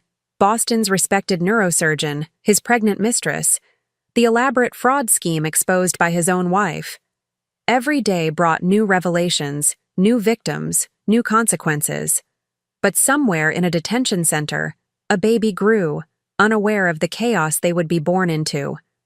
Unaware that their first breaths would be drawn in a prison medical unit, their first days spent in the shadow of their parents' crimes. My phone buzzed again, a different message this time, from the prosecutor's office. Sentencing hearing. Scheduled. Both defendants need your victim impact statement. Victim impact. How could I possibly capture the impact of what Gregory and Victoria had done? To our family, to their patients, to the entire medical community. Mom? James's voice pulled me back to the present. What are you going to say? At the sentencing? I looked at my son, seeing the weight of knowledge in his young face. The truth, I said simply. About everything they did. Every life they risked.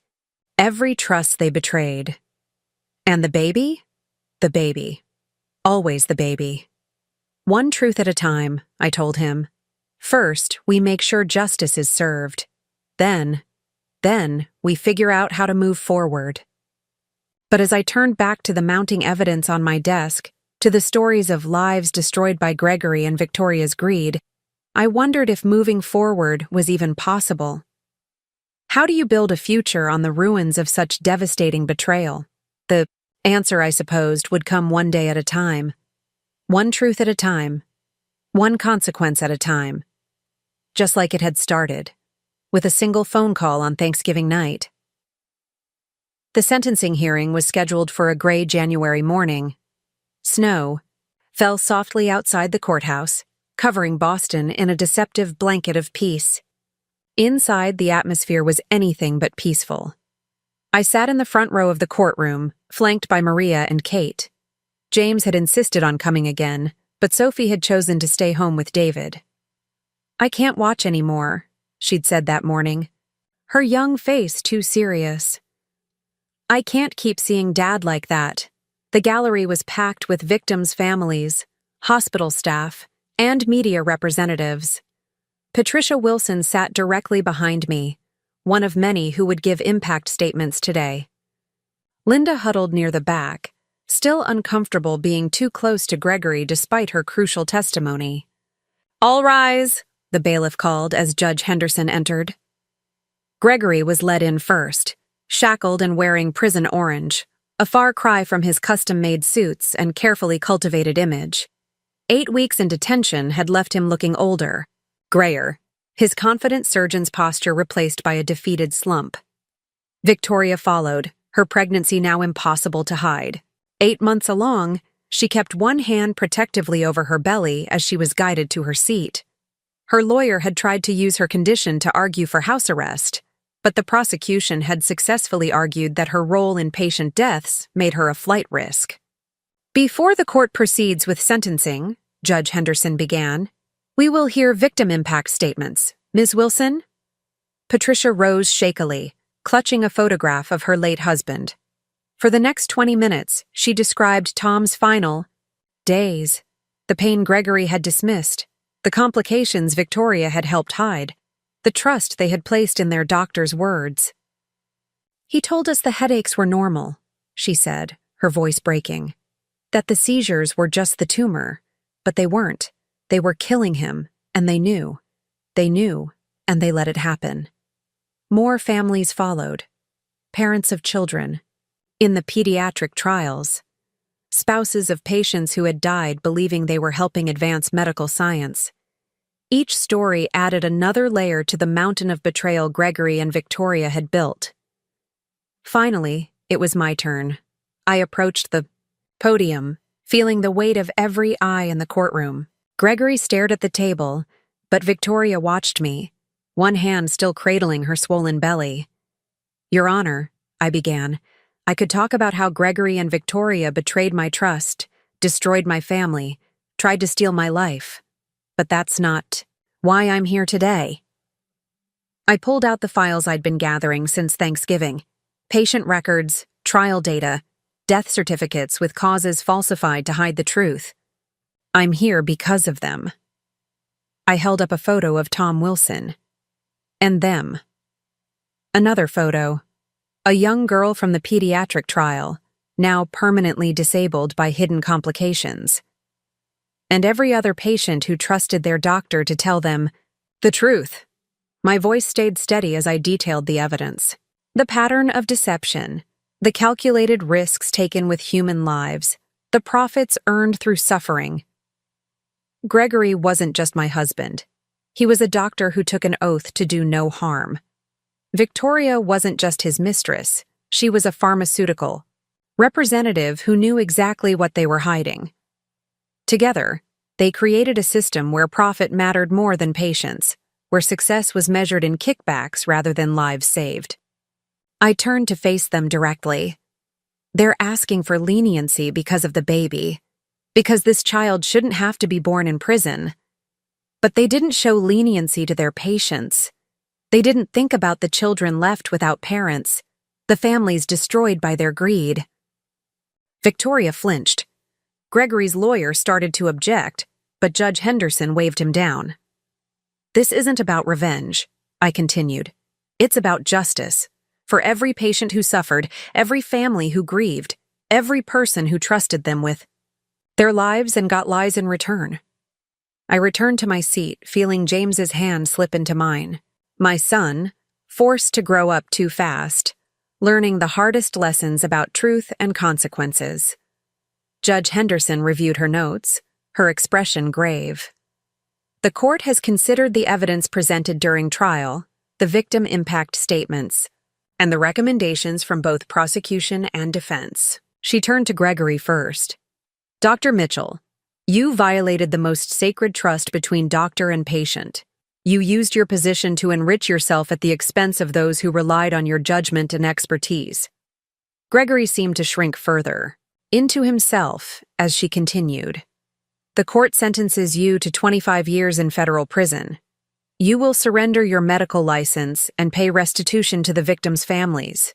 You will have no contact with any current or former patients or their families. Then she turned to Victoria. Ms. Peterson, your role in this conspiracy was equally calculated. You facilitated the fraud, coordinated the cover-up, and helped hide evidence of patient deaths. Victoria's hand tightened on her belly as the judge continued. The court sentences you to 20 years in federal prison. After the birth of your child, you will begin serving your sentence immediately.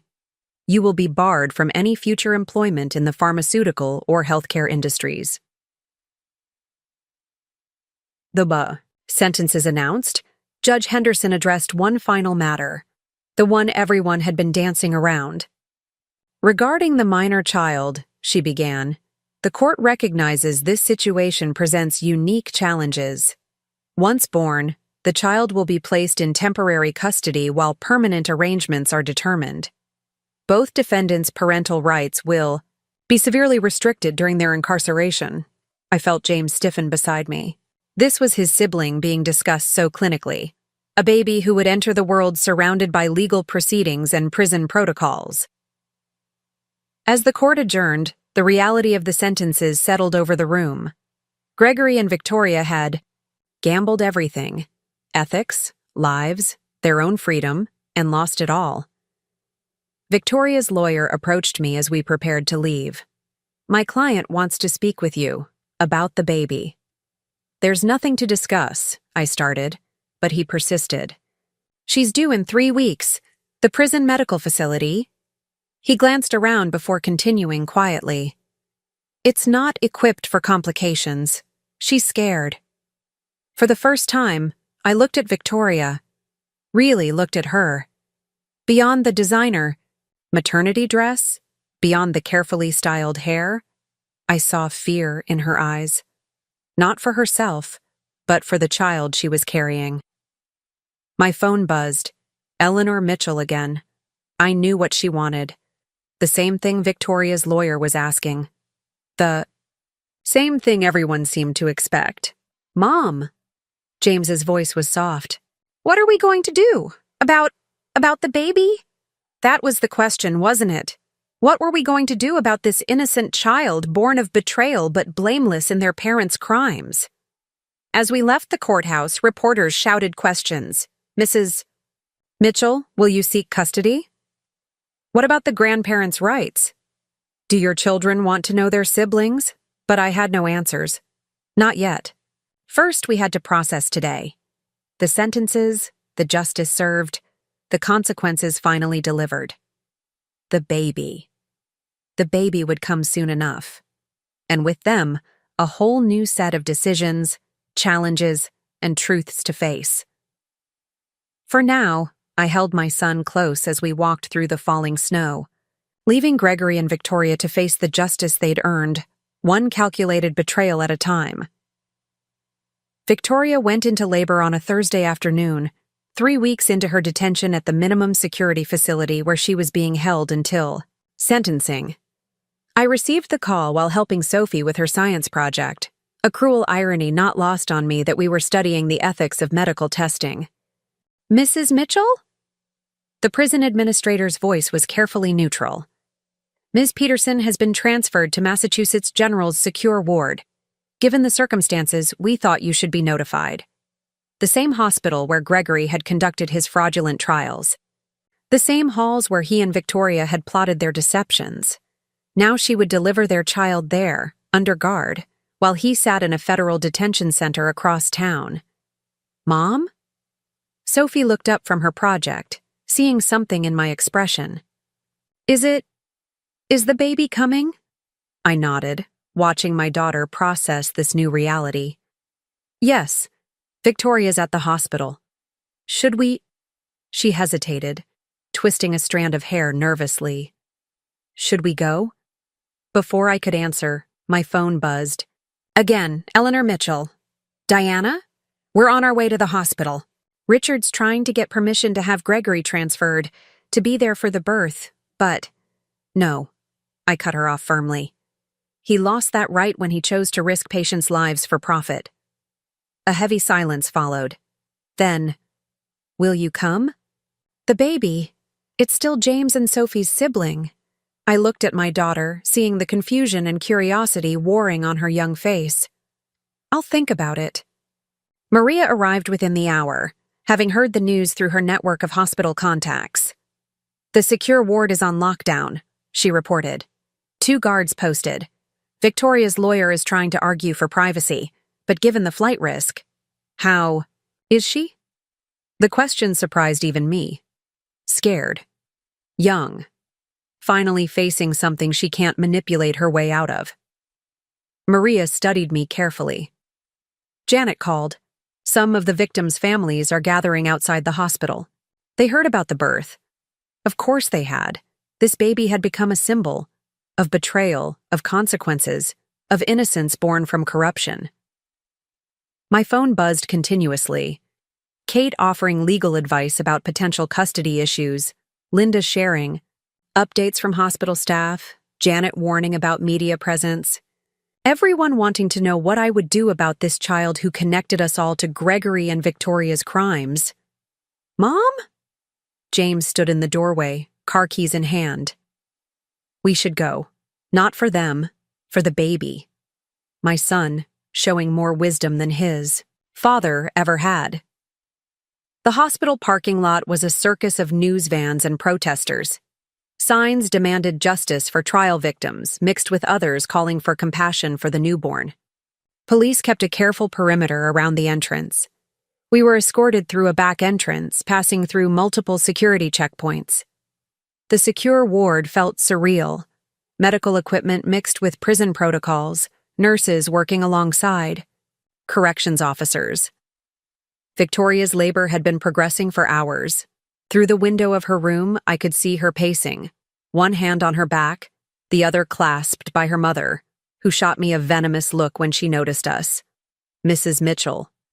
Victoria's lawyer materialized at my elbow. Thank you for coming. Given the circumstances, we hope to discuss… Not now, I cut him off.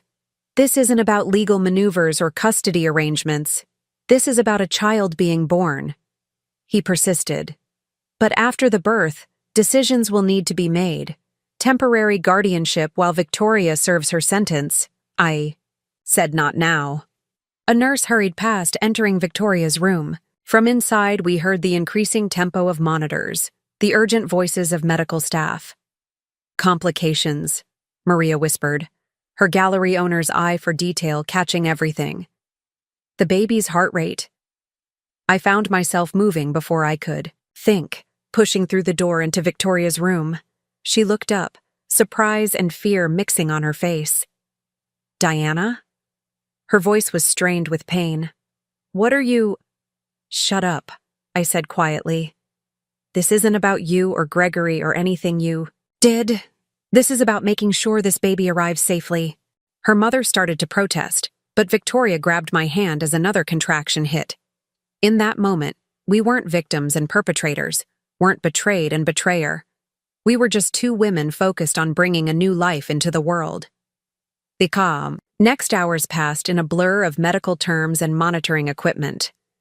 James and Sophie waited outside with Maria, while I stayed, watching Victoria face the one thing she couldn't control or manipulate. At 3:47 a.m., amid the beeping of monitors and the controlled chaos of the medical team, a baby girl entered the world. 6 pounds, 4 ounces of innocent life, untouched by her parents' crimes. She's beautiful, Victoria whispered, tears streaming down her face as the baby was placed briefly on her chest before being whisked away for standard tests. "She looks like Gregory," I finished. She did. The same dark hair, the same determined chin. Let's hope that's where the resemblance ends. Victoria's face crumpled. "Diana, don't." I stepped back from the bed. "Don't try to apologize or explain or manipulate this moment. You're going to prison, Victoria. For a very long time. This baby deserves better than false promises and practiced lies." The baby was returned, swaddled in standard hospital blankets. A guard stood by the door, a reminder that this wasn't a normal birth celebration. "Have you chosen a name?" the nurse asked tentatively. Victoria looked at me, then at her mother, then back at the tiny bundle in her arms. "Grace," she said finally. "Her name is Grace." Grace. A word that meant mercy, forgiveness, divine favor. None of which Victoria or Gregory deserved, but perhaps exactly what this child would need. My phone buzzed. Eleanor and Richard had arrived, eager to meet their newest grandchild. The victims' families were still outside, their vigil a reminder of lives lost to Gregory and Victoria's greed. Somewhere in his cell, Gregory was probably receiving news of his daughter's birth. "Mom?" James. And Sophie appeared in the doorway, uncertain but curious. Can we see her?" I nodded, watching my children approach their new sister. Sophie reached out tentatively, touching Grace's tiny hand. James stood back, his face a mix of emotions I couldn't quite read. "She's so small," Sophie whispered. "She doesn't know about anything." "No," I agreed. "And she doesn't need to. Not yet." Victoria's lawyer hovered nearby, clearly bursting to discuss custody arrangements and visitation rights. Eleanor and Richard waited outside, ready to stake their claim as grandparents. The media would be crafting headlines about the fraud baby, born in custody, but for this moment, we all just watched Grace sleep, innocent of the chaos surrounding her birth, unaware of the choices and consequences that had brought us all to this point. My phone buzzed again. A message from Gregory's. "Lawyer. Client requesting photos. Willing to discuss additional evidence about pharmaceutical company involvement in exchange." I deleted it without reading further. Always negotiating, always trying to trade information for advantage. Some things never changed. "Diana?" Victoria's voice was weak, heavy with approaching sleep. What happens now?" I looked at this woman who had tried to steal my life, who had helped my husband risk patients' lives for profit, who had given birth while facing decades in prison. Then I looked at Grace, perfect and innocent in her hospital bassinet. "Now," I said quietly, "we make sure she has a better life than the one you and Gregory planned. A life built on truth, not lies." As if understanding, Grace opened her eyes, Gregory's eyes in a newer, innocent face. The future, born from betrayal but offering a chance at redemption. Not for her parents. Their path was set, their consequences earned.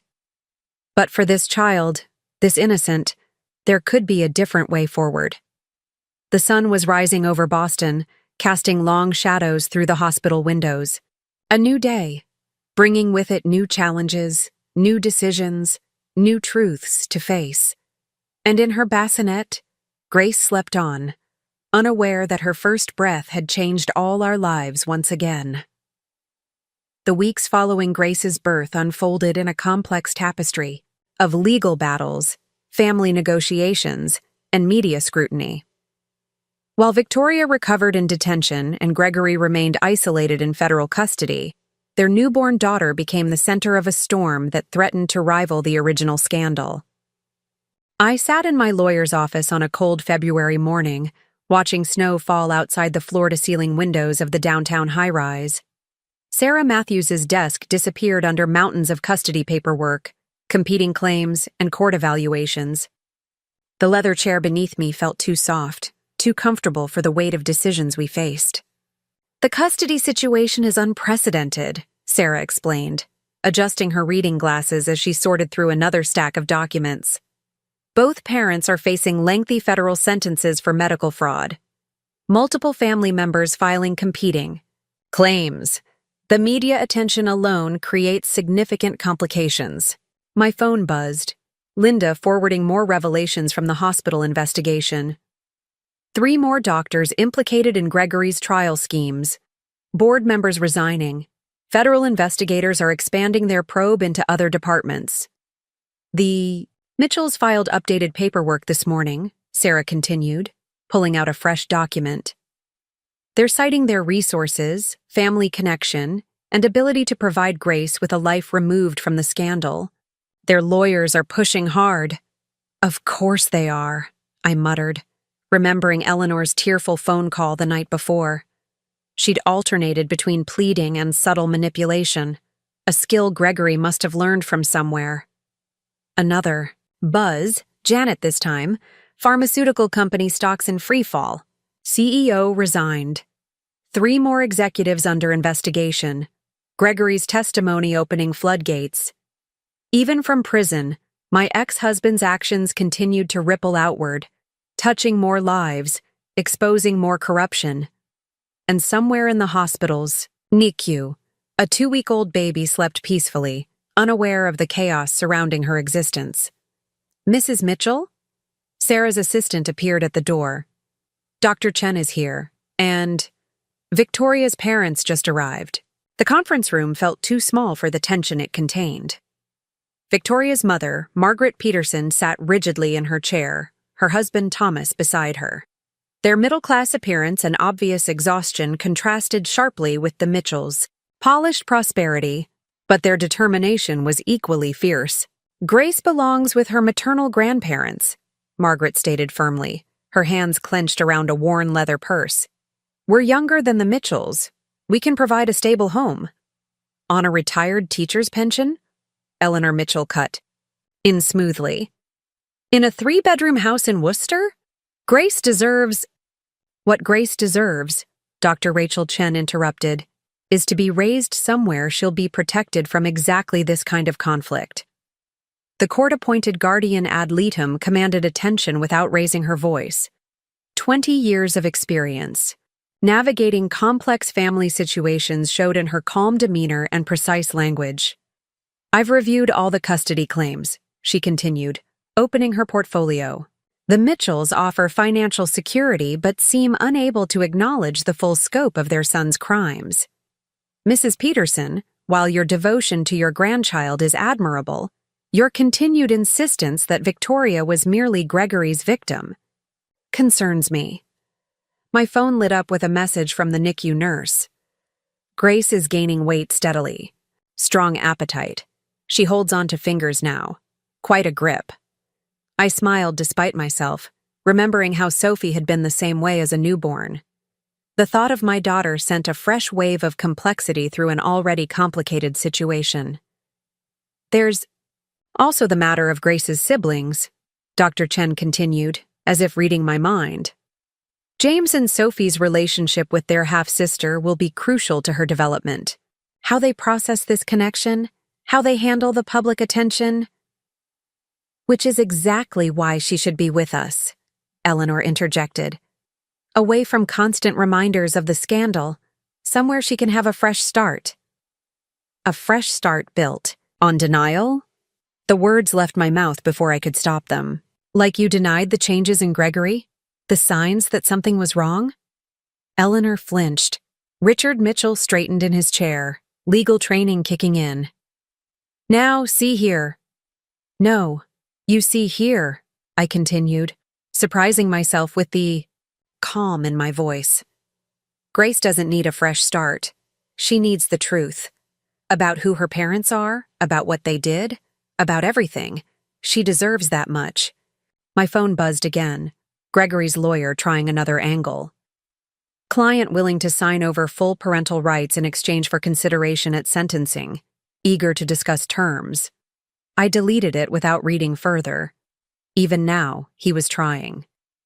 To negotiate, to trade pieces of his children's lives for personal advantage. Diana is right, Dr. Chen said into the tense silence, which is why I'm recommending something different entirely. All eyes turned to her. I'm recommending that custody of Grace Mitchell be awarded to Diana Pierce Mitchell, with structured visitation rights for both sets of grandparents.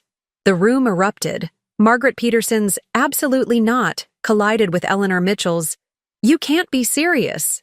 Thomas Peterson began listing reasons why his family should have priority, while Richard Mitchell cited legal precedents about grandparents' rights. Through it all, Dr. Chen remained calm. Mrs. Mitchell has demonstrated remarkable strength and judgment throughout this situation. She exposed the fraud while protecting her own children. She handled the media attention with grace. Most importantly, she understands exactly who and what Grace's parents are, without either denying their crimes or using them as weapons. She's the reason our daughter is in prison, Margaret protested. No, I corrected quietly. Victoria's actions put her in prison, her choices, her decisions to help hide patient deaths for profit. My phone lit up with another message. James. This time. Mom? The social worker said we might be able to visit Grace today. I want her to know she has a family who'll tell her the truth. The truth. It had started this whole journey. One hidden receipt leading to exposed fraud. One phone call revealing years of betrayal. Now the truth could guide us forward, helping us build something new from the ashes of what Gregory and Victoria destroyed. If I take custody, I said slowly, there need to be clear boundaries. No negotiations with Gregory or Victoria. No trading visitation for legal considerations. No using Grace as a bargaining chip in their games. Dr. Chen nodded approvingly.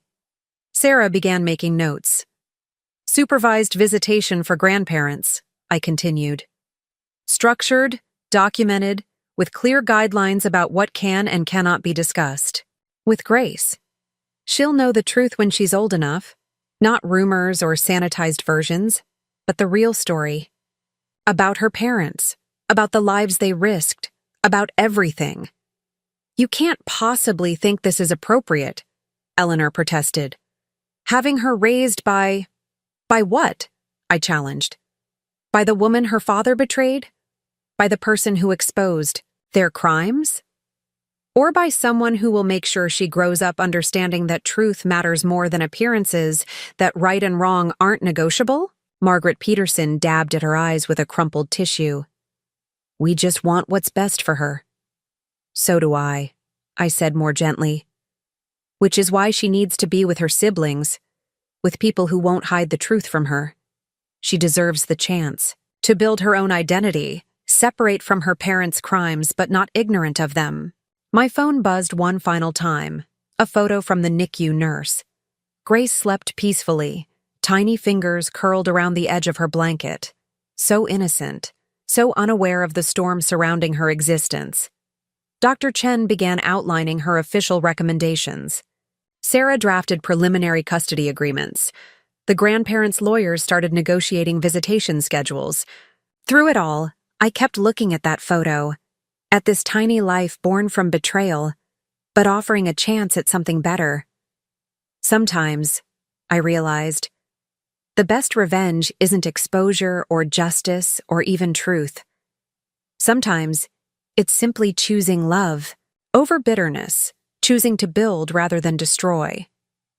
Even if what you're building comes from the very thing meant to break you, and somewhere in the NICU, Grace slept on, unaware that her future was being shaped by the very truth that had exposed her parents' lies, unaware that she had a family ready to love her, protect her, show her a better way than the one Gregory and Victoria chose. One truth at a time, one day at a time, one choice at a time. That's how we would build something beautiful from the ashes of betrayal. 1 year later, I stood in Grace's nursery, watching the early morning sunlight filter through lavender curtains. She slept peacefully in her crib, dark hair, so like Gregory's, curling slightly at her temples, tiny fingers clutching her favorite stuffed elephant. At 13 months, she was already showing a personality distinctly her own. Stubborn, curious, and surprisingly gentle. Mom! James appeared in the doorway, his school uniform perfectly pressed. At 15, he'd grown taller than me, his face losing its boyish roundness. The reporters are outside again. Anniversary coverage. Of course they were. 1 year since Gregory and Victoria's sentencing, since the medical fraud scandal had blown open the entire pharmaceutical industry, since a baby born in custody had come home to the very family her parents had tried to destroy. Phone buzzed. Janet, still keeping me updated on the aftermath. 5th pharmaceutical company under federal investigation. 3 more hospitals reviewing all trial protocols. Gregory's testimony opened floodgates that won't close. Should I take the back way to school? James asked, adjusting his backpack. No, I said firmly. We don't hide, not anymore. Grace stirred. Her eyes, Gregory's eyes in a more innocent face, blinking open. She smiled when she saw me, reaching up with complete trust. Sometimes that trust still took my breath away. Diana? Maria's voice floated up from downstairs. Eleanor and Richard are here. Monthly visitation. The custodial arrangement had taken months to perfect. Structured visits with both sets of grandparents, carefully monitored interactions, clear boundaries about what could be discussed. The Mitchells had finally accepted my terms, though Eleanor still occasionally tested limits. Good morning, precious. Girl! I lifted Grace from her crib, breathing in her baby scent. Ready to see Grandma and Grandpa Mitchell? Baba, she responded, her current favorite word for everything. Downstairs, Eleanor and Richard waited in the living room. They'd aged this past year, the weight of their son's crimes and imprisonment showing in new lines on their faces, but they'd also grown, slowly learning to accept the truth rather than hide from it. She's getting so big, Eleanor breathed, reaching for her granddaughter. Richard, look at how she's walking now. Diana. Richard nodded formally. A year of monthly visits hadn't completely thawed our relationship, but we'd reached an understanding. The trust paperwork is finalized. Grace's educational fund is secured, completely separate from Gregory's assets. My phone buzzed. Linda this time. Hospital board implementing new trial protocols. Complete overhaul of approval process. Your exposure to the fraud changed everything. Change. It seemed to be the only constant these days. Mom.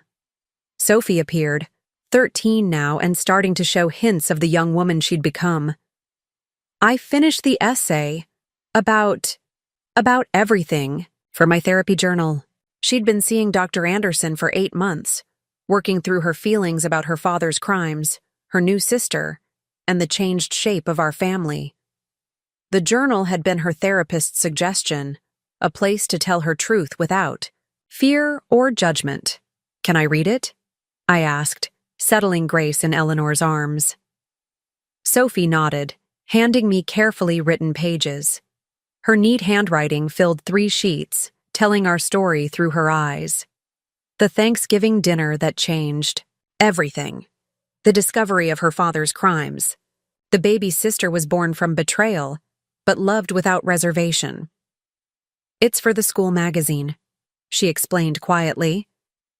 Dr. Anderson thinks it might help other kids whose parents, who have complicated families. Complicated, such. A simple word for such a complex reality. My phone lit up with another message, Victoria's lawyer. Client requesting updated photos. Willing to provide additional testimony about pharmaceutical company involvement in exchange.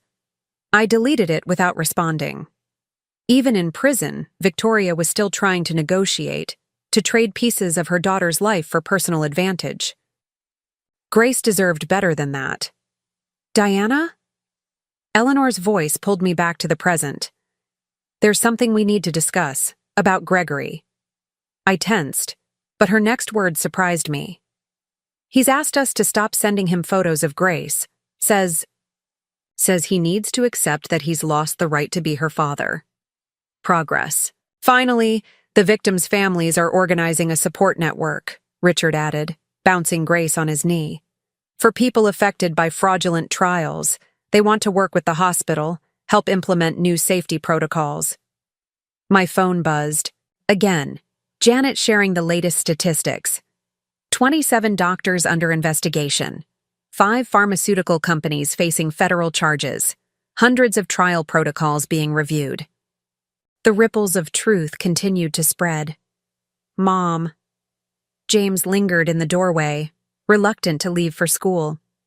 Do you think Grace will understand, when she's older, about everything? I looked at my children, James with his questioning eyes, Sophie with her carefully written truth, Grace with her innocent trust, each carrying pieces of this story, each finding their own way forward. She'll understand because we'll tell her the truth, I said simply. Not just about Gregory and Victoria, but about how love can survive betrayal. About how family isn't just blood or circumstance, but choice. Like you chose her, Sophie said softly. Even after everything they did. I chose all of you, I corrected. Every day I choose this family. This is the truth. This way forward. Grace squirmed out of Eleanor's lap, taking wobbly steps toward Sophie. My daughters. One born from love turned to betrayal. One born from betrayal transformed by love. James moved to spot his baby sister, protective instincts overriding teenage reserve. My phone buzzed one last time, Maria sharing a news alert.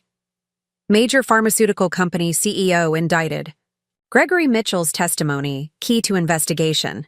Medical fraud scandal continues to expose industry-wide corruption.